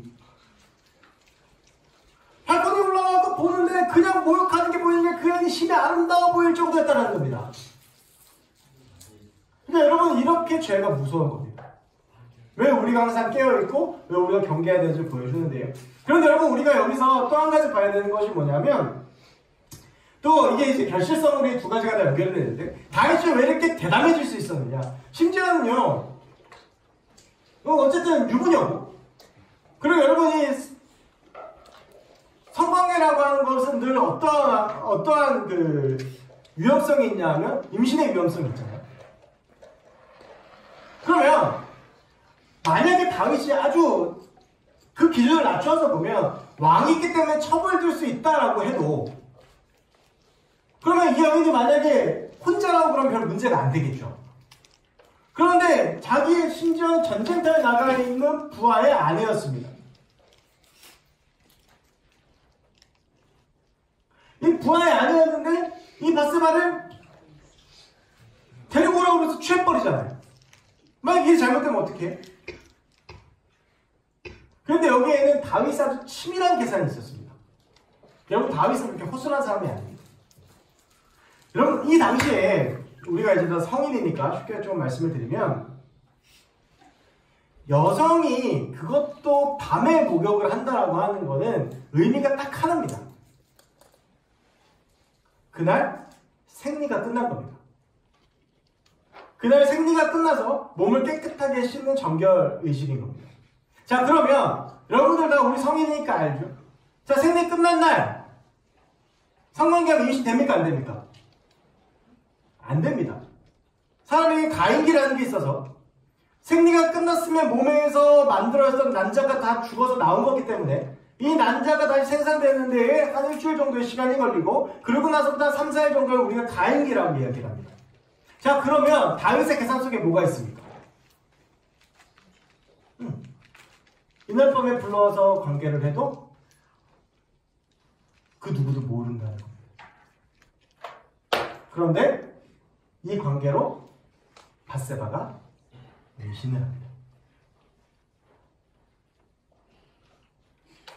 하나님께서 그 죄의 결과를 남기신 겁니다. 여러분, 회개하면 용서받습니다. 회개하면 용서받는데 그 남은 죄의 결과에 대해서 우리가 책임져야 됩니다. 아주 쉽게 말해서 제가 누구하고 말다툼 하다가 그러면 안 되는데 어떤 사람을 심하게 때렸습니다. 회개했습니다. 하나님 앞에. 그리고 그 사람한테도 정말 미안하다고 사죄했습니다. 그 사람을 제가 용서해줬습니다. 하나님 용서해줬습니다. 그걸로 끝납니까? 아닙니다. 내가 그 사람을 때렸기 때문에 거기에 대한 사회적인 법적인 책임을 져야 됩니다. 자, 여러분, 죄라고 하는 것은 반드시 우리의 삶 가운데 열매를 남깁니다. 그렇기 때문에 죄가 무섭고 죄가 두려워요. 그리고 나서 그 죄가 가지는 또 하나는 뭐냐면, 죄는 확산성의 특징을 가지고 있어서 죄가 막 퍼집니다. 여러분, 이제 이 이야기를 쭉 계속 연결해서 보면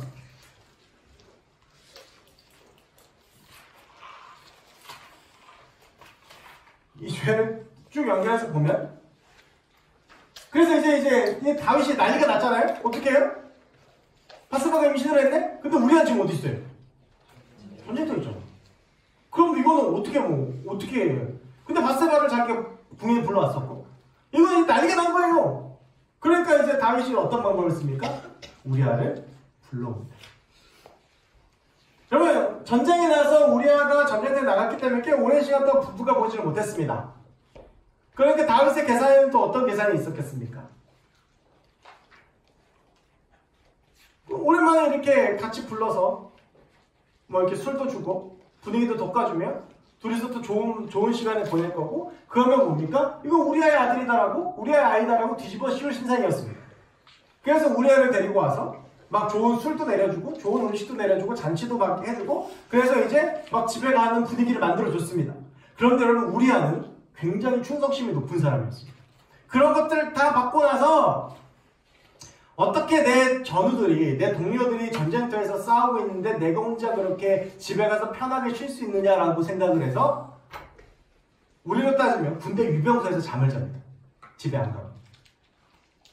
그 다윗이 어떻습니까? 완전히 난리가 난 거죠. 다음날 또 그렇습니다. 그렇게 하다가 우리아가 다시 전쟁터로 돌아갑니다. 그러니까 우리아는 집에 갔습니까? 안 갔습니까? 안 갔습니다. 그래서 어떻게 했습니까? 전쟁터의 이야기를 해가지고 이 우리아를 가장 최전방에 내세워서 죽이고 만듭니다. 간접살인을 하는 거죠. 죄가 내가 이렇게 저지른 게 있는데 이 죄가 해결이 안 되니까 죄가 어떻게 되는 겁니까? 점점점 커지는 겁니다. 근데 이 죄가 점점점 커지게 되면서 가지게 되는 문제가 뭐냐 하면 둔감해집니다. 죄가 반복되면 그게 죄인지 모릅니다. 그 가장 대표적인 게 뭡니까? 우리가 모여가지고 제일 많이 하는 것 중에 하나는 뭡니까? 남욕이죠. 처음에는요, 같이 모여서 남욕하다 보면 찔림도 좀 있습니다. 찔림도 좀 있습니다. 그런데 자꾸 하면 어떻게 됩니까? 재밌죠. 그러면 이제 나중에는 어떻게 됩니까? 모이면 계속 남욕만 합니다.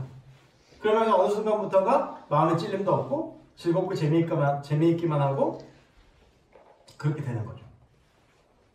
그러니까 죄를 계속 지으면 지을수록 죄가 무서운 게 뭐냐면 반복하면 그것이 죄인지를 인식하지 못할 정도로 둔감해진다고 하는 것입니다. 특별히 상황 문제가 그렇죠. 처음에는 찔리고 처음에는 그게 굉장히 놀라운 일처럼 여기지만 그것들이 반복되면 굉장히 내 삶 가운데 만연해져 있는. 그러면서 그 죄는 아까 결실성하고 연결되지만 후유증도 가져옵니다. 그래서 다윗과 밧세바가 범죄로 저질렀던 첫 번째 아들이 죽게 됩니다. 여러분, 그러니까 이렇게 보면 죄라는 것이 얼마나 무서운 것인지를 깨달을 수가 있습니다. 그래서 우리가 누구나 다 이런 죄에 노출되어져 있습니다. 단순히 지금 다윗이 저질렀던 음란과 살인에 대한 문제만 가지고 나눴지만 우리가 이 죄들을 보면, 성경에 나오는 죄들을 보면 창세기 6장 5절부터 8절까지의 노아의 홍수를 다루고 있는 그 사건을 보면 인간이 얼마나 범죄했는지 그 오죽하면 하나님께서 이 홍수로 사람을 쓸어버려야 되겠다라고 말씀하셨겠습니까? 사무엘하 11장 2절부터 5절까지는 다윗의 이야기이고 그 다음에 이사야 1장 21절부터 23절까지는 이스라엘 백성들이 정의를 떠나고 막 사람들을 괴롭히고 살인자들이고 막 찌꺼기가 되고 막 이런 가난한 사람들 돌보지 않고 이런 부분들이 쭉 나옵니다. 그리고 고린도전서 1장 1절부터 11절부터 22절까지의 말씀에 보면 고린도교의 분쟁에 대해서 나오고요. 고린도전서 5장 1절에 보면 심지어 교회 안에 있는 음행에 대해서, 교회 안에서 누가 그 아버지의 아내까지 취하게 되는 그런 모습들까지 나옵니다. 그러니까 인간의 죄가, 죄의 특징들을 말씀드렸지만 인간의 죄는 굉장히 다양하고 독특하고 여러 가지 특징들을 가진다고 할 수가 있습니다. 그래서 인간은 이런 죄들에 노출되어 있습니다. 이런 죄를 짓는 죄인을 향한 하나님의 마음을 잘 기록하고 있는 책이 예언서입니다. 예언서를 쭉 읽어보면 하나님은 자신의 피조물인 인간을 향해서 얼마나 안타까운 마음과 아픔을 가지고 계시는지 말씀해주고 계시고, 그래서 예언자들을 보여서 끊임없이 그들이 돌아오기를 기다리는 모습을 보여주십니다. 이사야서 6장 말씀을 보면 하나님께서 우리를 위해서 누가 갈까? 라고 하는 말씀을 주시면서 이스라엘 백성들을 향한 부르심을 주시고요. 예레미야서 34장 3절에는 그 죄 가운데 있는 백성들에게 하나님께로 돌아오라고 해서 너는 내게 부르짖으라고 말씀하시고, 에스겔서 37장에 보면 마른 뼈들에 대한 이야기가 나오고 있습니다. 누가복음 3장 7절부터 9절까지 보면 예수님께서 바리새인들 향해서 독사의 자식들이라고 외치시면서 그들의 죄에서 떠나기를 기다리고 계십니다. 여러분, 이 말씀을 바꾸어서 말하면 오늘날에도 우리 주님께서는 죄인인 우리가 하나님께로 돌아오기를 기다리고 계신다라고 하는 것입니다. 우리가 살면서 많은 죄들을 짓고 그 죄에 노출이 되고 우리가 그 많은 죄들을 짓지만 하나님께서 우리가 그 죄를 떠나서 하나님께로 돌아오기를 지금도 기다리고 계신다라고 하는 것입니다. 이것이 희망적인 것입니다. 우리가 오늘도 죄를 지었을지도 모르고 우리가 우리의 삶 가운데 많은 죄를 짓고 이 자리 가운데 나왔을지도 모르고 우리가 이 죄의 문제 해결이 되지 않은 상태에서 여전히 우리가 그 죄인으로 살아갈지는 모르겠지만, 그럼에도 분명한 것은 무엇이냐 하면 이 수많은 이루 말할 수 없는 여러 가지 분쟁이 됐든 음란이 됐든 살인이 됐든 간음이 됐든 뭐 여러 가지 그 죄들을 우리가 지었을지 모르겠지만 분명히 중요한 것 한 가지는 하나님께서는 그런 우리가 그 죄의 길에서 떠나서 하나님께로 나오기를 간절히 원하고 계신다라고 하는 것입니다. 그래서 하나님께서는 우리가 그 죄를 씻을 수 있는 방법들을 주셨습니다. 그것이 구약에서 나오는 제사입니다.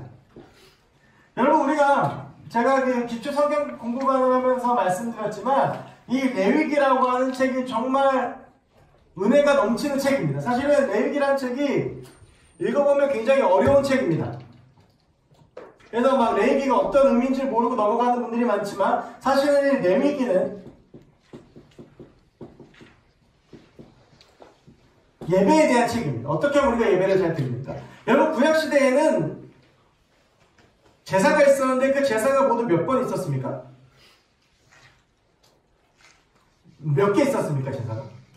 5개가 있었습니다. 그 제사의 종류가 있는데 번제, 소제, 속제제, 속건제, 그리고 화목제입니다. 여기 화목제가 들어가야 되겠죠. 번제는 쉽게 말하면 그 정기적인 제사입니다.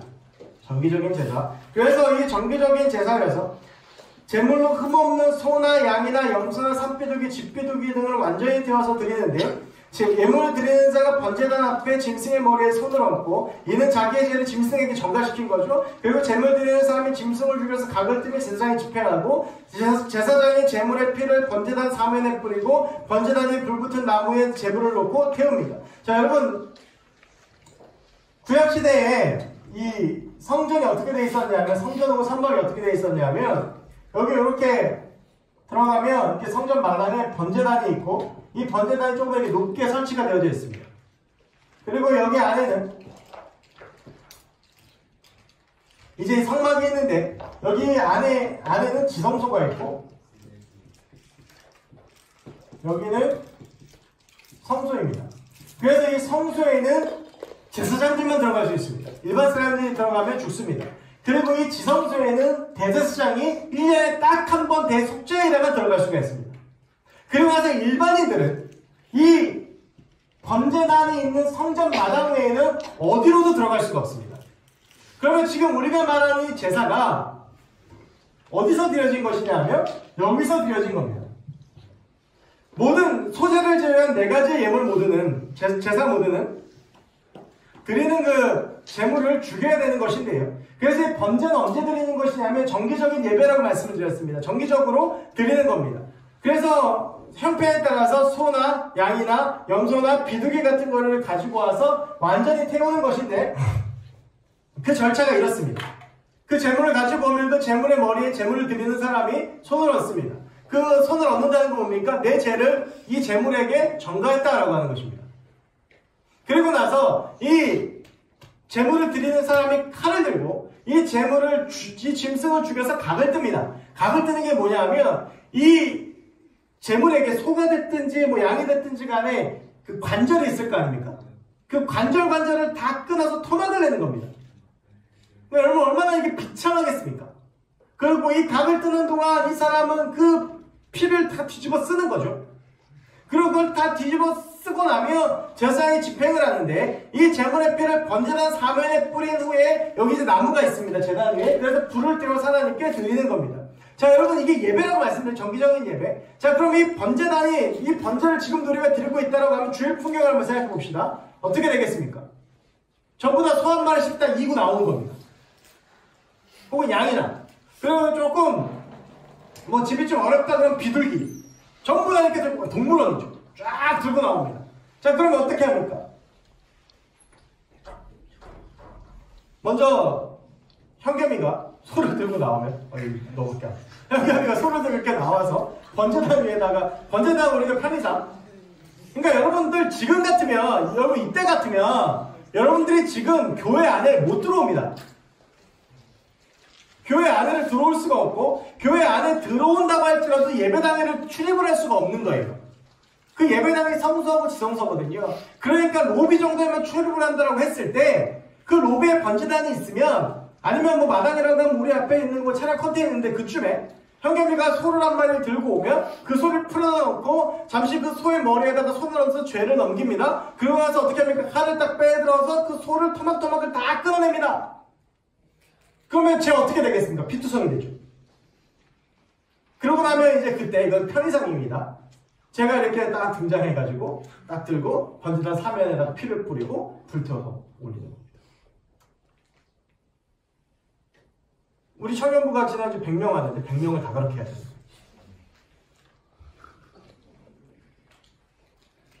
여러분 얼마나 이 예배가 피비린내 나겠습니까? 근데 중요한 건 뭡니까? 그 한 번으로 끝납니까? 아니죠. 계속 반복되는 겁니다.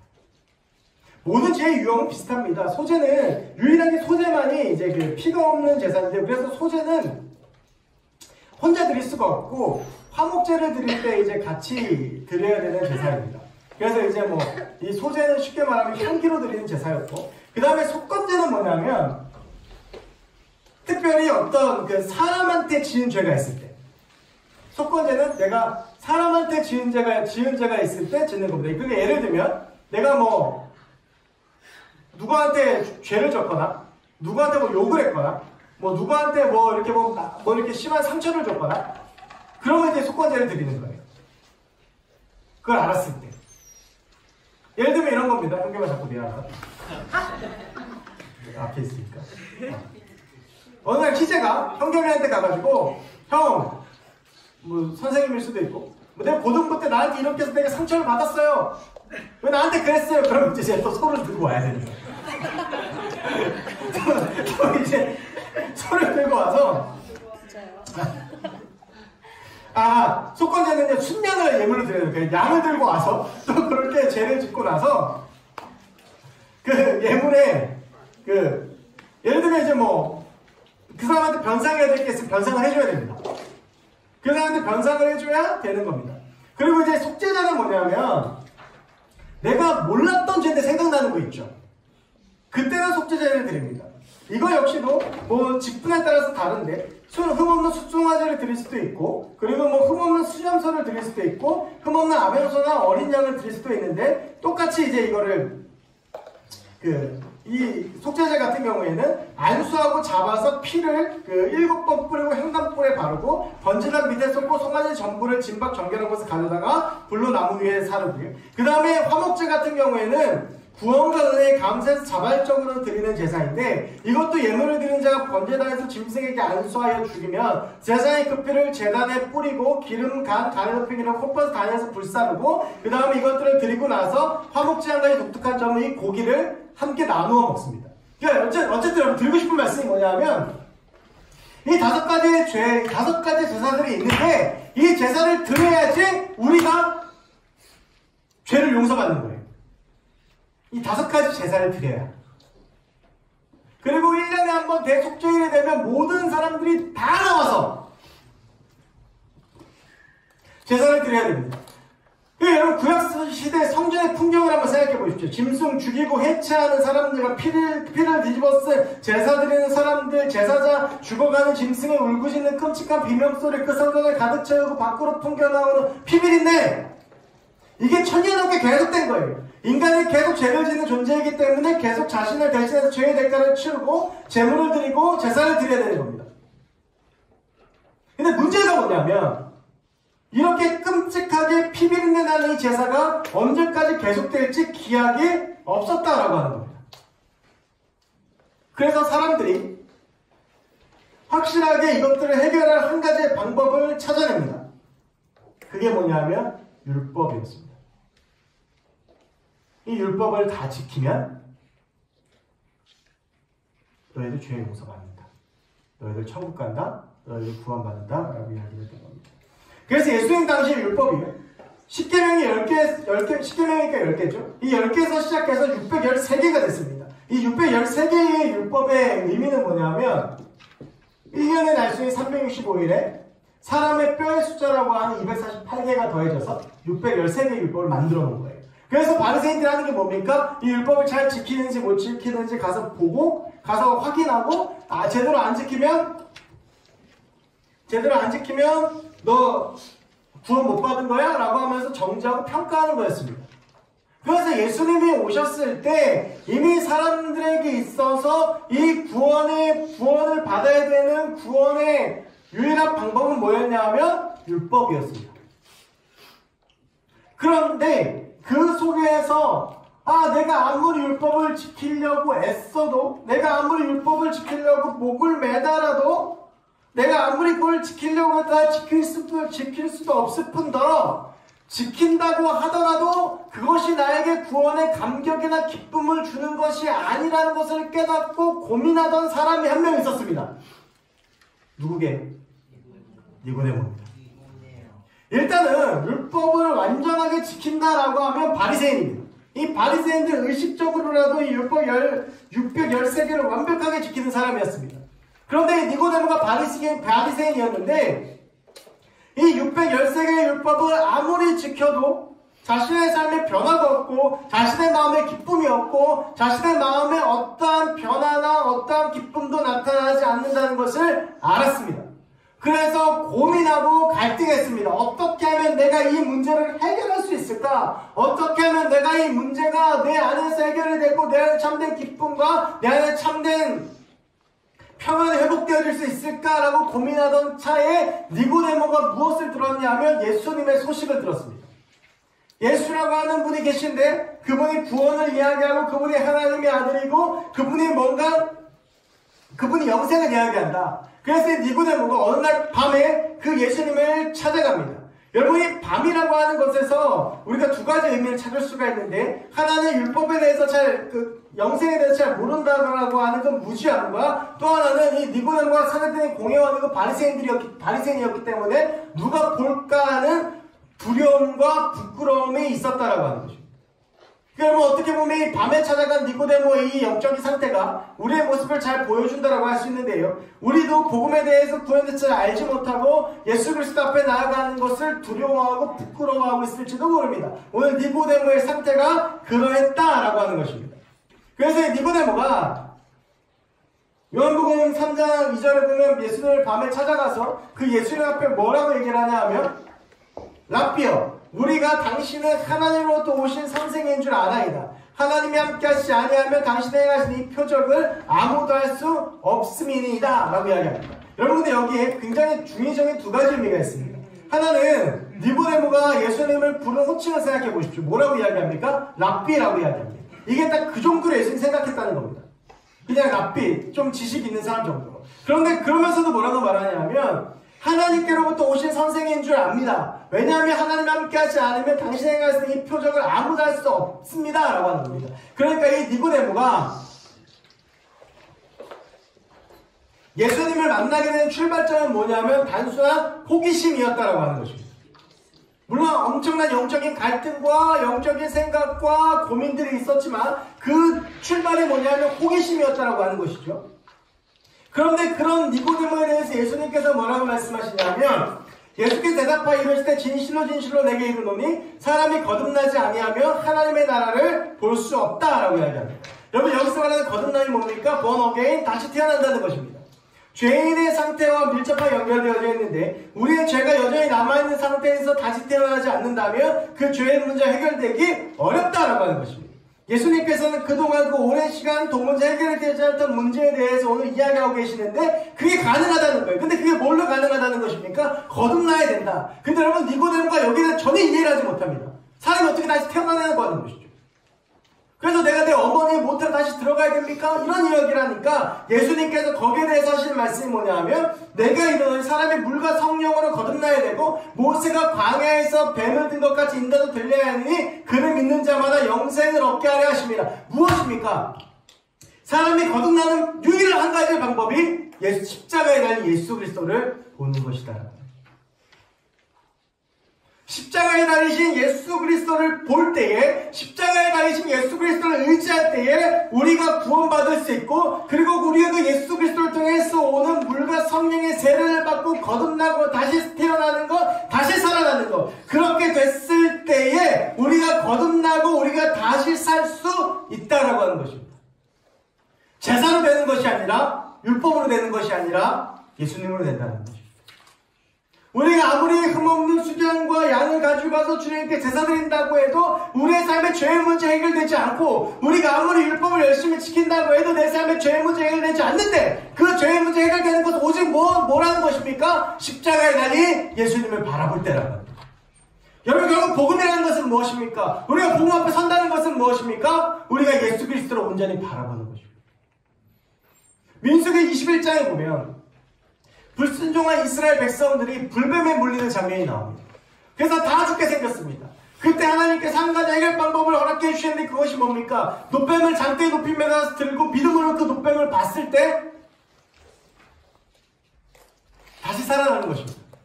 근데 어떤 사람들은 그렇습니다. 나 죽어가는데 내가 무슨 뱀을 보냐? 나 죽어가고 있는데 내가 뭐 뱀 본다고 뱀 볼 여력이 어디냐? 이렇게 이야기를 하는데 그게 아니라 믿음을 가지고 별거 아닌 것 같지만 그 믿음을 가지고 하늘로 들인 노뱀을 봤을 때 그 사람의 육신이 낫는다라고 하는 것입니다. 그와 마찬가지로 우리가 십자가에 달리신 예수 그리스도를 바라볼 때에 우리가 지었던 죄의 문제가 해결되어지고 우리의 죽어있던 영적인 상태가 해결되어지고 우리가 구원을 받고 우리가 하나님 앞에 서게 되어지는 역사가 일어나게 된다라고 합니다.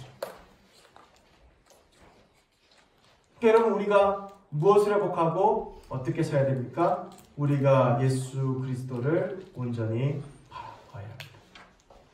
그것 말고는 답이 없습니다. 여러분, 과연 그 예수님의 십자가가 어떤 것이기에 그동안에 1000년 동안 계속됐던 제사도 소용이 없고 율법도 소용이 없었던 그 일이 이루어지는 것인가? 여러분, 그 십자가에 대한 이야기들을 조금 거기 제가 써놨는데요.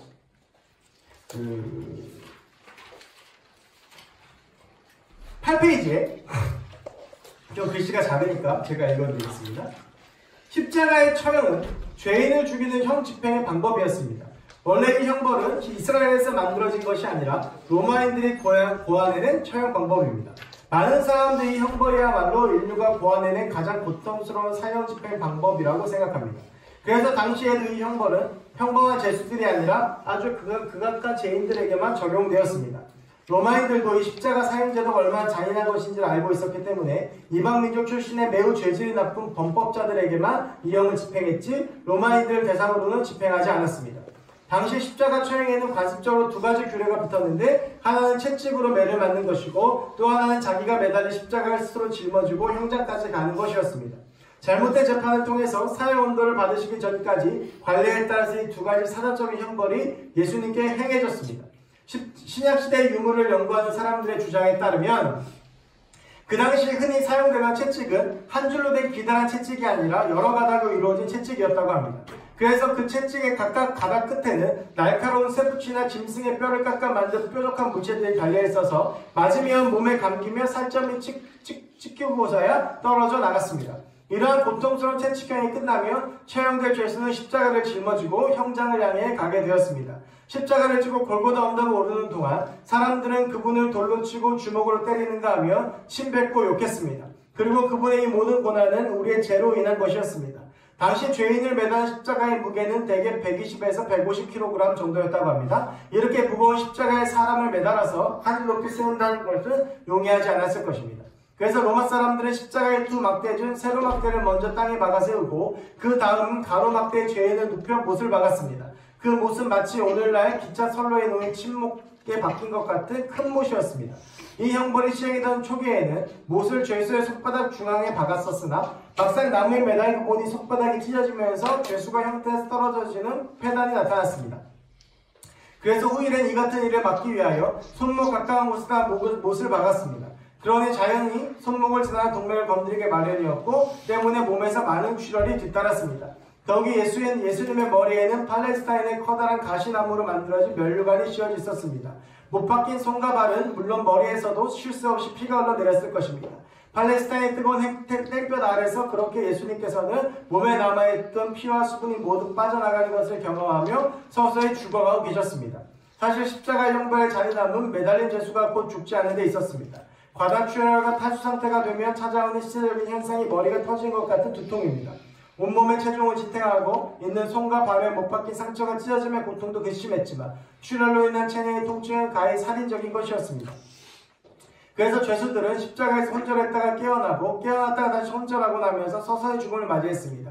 십자가 형벌의 고통이 이토록 끔찍한 것이었기에 당시 로마 사람들은 대화 가운데 십자가에 대한 이야기하는 것조차 매우 재수없는 일로 여겼습니다.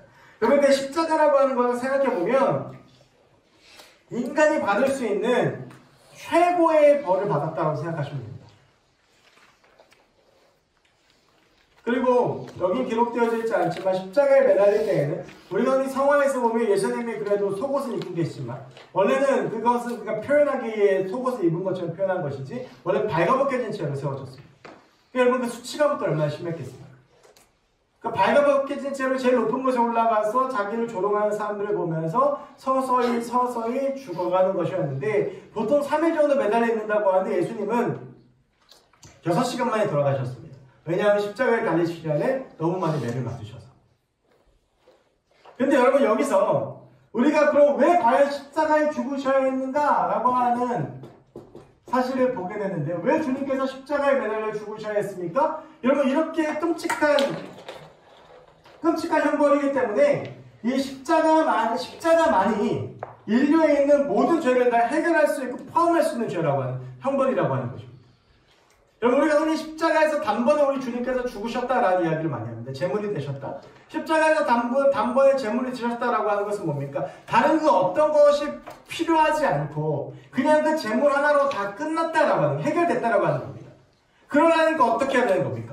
모든 죄를 다 아우를 수 있는 최악의 벌로 돌아가셔야 되는 겁니다. 그게 십자가였습니다. 살인을 저지르든 어떤 죄를 저지르든지 간에 해결해 줄 수 있는 것. 그것이 바로 십자가였습니다. 여러분 그래서 이 십자가를 통해서 이 5가지의 제사가 더 이상 필요가 없는 것이 되었습니다. 그리고 이 율법을 지키는 것이 우리를 구원하는 방법이 아니게 되었습니다. 유일하게 하나 남은 것이 뭡니까? 바로 이 십자가입니다. 제사도는 해결해 주지 못하고 율법도 해결해 주지 못했지만 이 십자가만이 우리를 해결해서 우리의 죄의 문제를 해결해 주게 되었다라고 하는 것입니다. 그러니까 우리가 구원받기 위해서는 뭐 해야 됩니까? 십자가를 바라보고 우리가 예수 그리스도 앞에 서야 됩니다. 그런데 여러분 여기서 우리의 또 아이러니가 하나 있습니다. 무엇이냐면 우리가 구원은 받았지만 끊임없이 나의 삶 가운데 무엇이 반복되고 있습니까? 죄가 반복이 됩니다. 그래서 여러분 제사도 계속 이어지고 했던 이유가 뭐냐면 제사를 드렸지만 여전히 그 죄가 우리의 삶 가운데 반복되어졌다라고 하는 것입니다. 그러니까 정기적인 날이 되면 와서 제사를 드려야 했던 것입니다. 그렇다면 십자가에서 우리 주님께서 한 번에 제물을 드려서 죽으셨으니까 우리가 십자가 앞에 서 있으면 여러분 이게 뭡니까? 그것을 우리가 예배라고 할 수 있는데요. 서 있으면 이것들이 해결이 되는데 그러면 어떻게 해야 됩니까? 예수님이 계속 돌아가셔야 됩니까? 그게 아니죠. 그래서 주님께서 우리 가운데 이 죄의 문제를 해결하기 위해서 주신 것이 무엇입니까? 회개입니다. 그러니까 아주 쉽게 얘기하면 이것입니다. 우리가 매번 소나 양이나 비둘기를 가지고 하나님 앞에 나와서 제사를 지내야 했지만 예수님께서 죽으셨기 때문에 우리가 예수 그리스도의 피의 능력을 의지해서 예수 그리스도의 이름으로 회개를 하면 우리의 죄가 해결이 된다라고 하는 것입니다. 그러니까 더 이상 우리가 제물을 가지고 올 필요 없이 무엇만 있으면 되는 것입니까? 예수 그리스도의 능력, 예수 그리스도의 이름만 있으면 되는 것입니다. 여러분 그래서 우리가 이 회개라고 하는 것이 굉장히 중요한 것입니다. 여러분 이 회개가 근데 이렇게 생각할 수 있습니다. 그러니까 우리가 이제 멋대로 살아도 된다. 여러분 이게 아까 전에 제가 말씀드렸던 구원파의 구원론입니다. 내가 구원받았으니까 마음대로 살아도 된다? 아닙니다. 회개할 수 있으니까 오늘 이 죄를 짓고 또 다음에 저 죄를 짓고 그러면 그게 회개이냐? 그렇지 않습니다. 여러분 회개라는 건 뭡니까? 말 그대로 돌아오는 거죠. 내가 한번 죄를 짓고 그 죄를 회개했으면 그 죄를 짓지 않는 것이고 근데 우리가 어떻게 또 살다 보면 그 죄를 또 지을 수도 있잖아요. 그러면 그 죄를 짓지 않기 위해서 최대한 노력하는 것이 회개입니다. 아이들을 키우다 보면 혼을 낼 때가 가끔 있습니다. 예를 들면 예영이가 예담이를 괴롭힌다든지 뭐 가끔 뭐 때린다든지 할 때가 있습니다. 그러면 불러서 혼을 냅니다. 그런데 이렇게 혼을 내서 마지막에 꼭 시키는 게 뭐냐 하면 잘못했습니다를 시킵니다. 근데 이렇게 보면 별로 잘못한 게 느껴지지 않습니다. 그럼 어쨌든 그대로 넘어갔습니다. 자 그러면 얘가 이게 잘못한 걸 알았습니다. 그러면 또 다음에 예담이를 때리면 됩니까? 안 됩니까? 안 되죠. 근데 다음에 또 똑같은 걸로 혼납니다. 자 그러면 이 친구가 이전에 혼났을 때 자기의 잘못을 분명히 깨달은 겁니까? 못 깨달은 겁니까? 못 깨달은 겁니다. 그럼 얘는 왜 잘못했다고 말한 겁니까? 벌 더 받기 싫어서. 자 여러분 우리의 회개가 이 수준에서 그치면 안 된다라고 하는 거죠. 여러분 요한복음 8장에 보면 현장에서 가늠한 여인이 예수님 앞에 잡혀옵니다. 그래서 사람들이 이야기합니다. 이 여인은 돌로 쳐라. 막 죽이자. 그래서 예수님이 물어봅니다. 이거 어떻게 해야 됩니까? 모세 율법에 간음하다가 현장에 잡힌 여인은 바로 돌로 쳐 죽이라고 했는데 이 여인이 그럼 돌로 칩니까? 바리새인들 의도한 건 두 가지입니다. 바로 돌로 쳐 죽이라고 하면 예수님이 그동안 가르쳐 위배되는 것이고, 돌로 쳐 죽이지 말라고 하면 예수님이 모세 율법의 전면을 반하는 것이죠. 근데 예수님께서 이렇게 하십니다. 땅에 글씨를 쭉 쓰시고 난 다음에 뭐라고 말씀하시냐면, 너희 중에 죄 없는 자가 이 여인을 돌로 쳐라. 그럼 예수님께서 과연 땅에 어떤 글씨를 쓰셨을까라고 했을 때 많은 사람들은 그 주변에 둘러싸여 있던 사람들이 죄를 쓰셨을 것이다 라고 이야기를 합니다. 너희 중에 죄 없는 자가 이 여인을 돌로 쳐라. 그때 사람들이 어떻게 합니까? 다 도망갑니다. 자, 그러고 나서 이제 예수님과 그 여인만이 남았습니다. 그때 예수님이 이 여인에게 이렇게 말씀하십니다. 봐라, 너를 정죄하는 자들이 다 어디 있냐? 나도 너를 정죄하지 않겠다. 우리가 보통 여기까지 알고 있는데, 근데 이 다음에 나오는 예수님의 말씀이 더 중요합니다. 그러면서 예수님께서 뭐라고 말씀하십니까? 가서 너도 다시 이 같은 죄를 저지르지 마라. 여러분, 이 여인은 여러모로 비춰봤을 때 아마 그 동네에 있었던 창녀라고 생각되어집니다. 그 당시에 여자들이 남편도 없고 자식도 없고 그러면 살 수 있는 방법이 없었습니다. 그러니까 결국 할 수 있는 게 뭡니까? 빚을 내든지 몸을 팔든지 둘 중에 하나입니다. 어차피 이 여인은 그 절박한 심정으로 자신의 몸을 팔아서 생계를 유지하는 사람이었을지도 모릅니다. 즉, 이 여인이 그 죄를 포기한다고 하는 것은 자신의 삶을 온전히 내어놓는다는 것과 같은 의미입니다. 생계수단을 포기한다는 것. 그런데 주님께서 뭐라고 말씀하시냐면 그렇게 해야 된다라고 하는 것입니다. 그래서 네가 이 죄를 끊어야 된다라고 하는 것입니다. 여러분, 그리스도인이라고 하지만 마음을 온갖 죄를 짓고 아무도 없는 곳에서 죄를 짓고 나를 모르는 사람이 있는 곳에서 온갖 죄를 짓고 하나님 앞에서 그런 교회가 아닌 곳에서 아닌 척하고 있지 않습니까? 어쩌면 그게 우리의 모습일 수도 있습니다. 그래서 우리 주님께서 십자가에 달려 죽으셨습니다.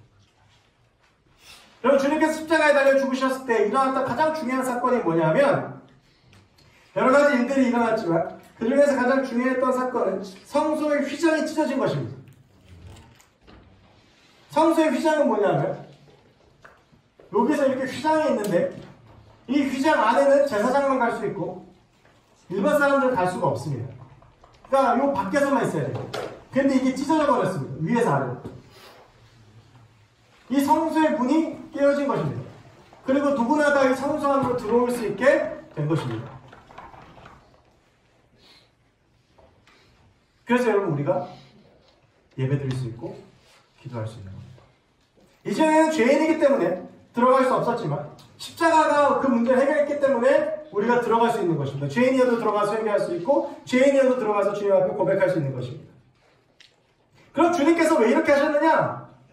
왜 하나님이신 예수님께서 이 험악한 십자가를 지시고 십자가에 죽으시고 그리고 우리를 위해서 이 성소의 휘장도 찢으시고 우리를 이렇게까지 기다리시고 우리를 이렇게까지 품으시느냐, 우리를 이렇게까지 기다리시느냐, 딱 하나입니다. 무엇입니까?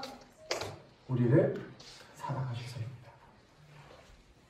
사랑하는 여러분, 우리가 그 주님의 사랑을 기억하고 그 주님의 사랑에 반응하는 사람들이 되었으면 좋겠습니다.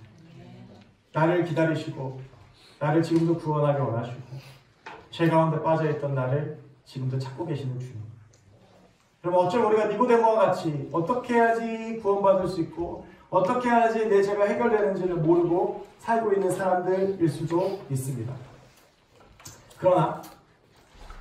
그럼 우리를 지금도 기다리시고 그럼 우리를 향해서 지금도 그 십자가의 은혜와 사랑으로 우리를 품고 기다리시는 주님, 우리가 그 주님을 바라보고 우리가 그 주님 앞에 나아갔으면 좋겠습니다. 비록 우리가 죄인이라고 할지라도 중요한 것은 그럼에도 불구하고 하나님은 우리를 사랑하십니다. 우리가 너무나도 많은 심각한 죄를 짓지만 물론 우리가 그 죄에 따라서 결실도 되고 우리가 그 죄에 대한 후유증은 우리가 책임져야 되겠지만 그래도 하나님 우리를 사랑하시고 우리를 버리지 않으시고 우리를 버리실 것이었다면 애초부터 십자가는 허락되어지지 않았을 것입니다. 그러나 그런 흉악한 우리를 구원하기 위해서 주님은 우리 가운데 찾아오셨습니다. 제가 제일 좋아하는 찬송가가 찬송가 304장인데요. 그 찬송가 304장 3절에 이런 가사가 있습니다. 하늘을 두루마리 삼고 바다를 먹물 삼아도 그 크신 하나님의 그 한없는 하나님의 사랑 다 기록할 수 없겠네요.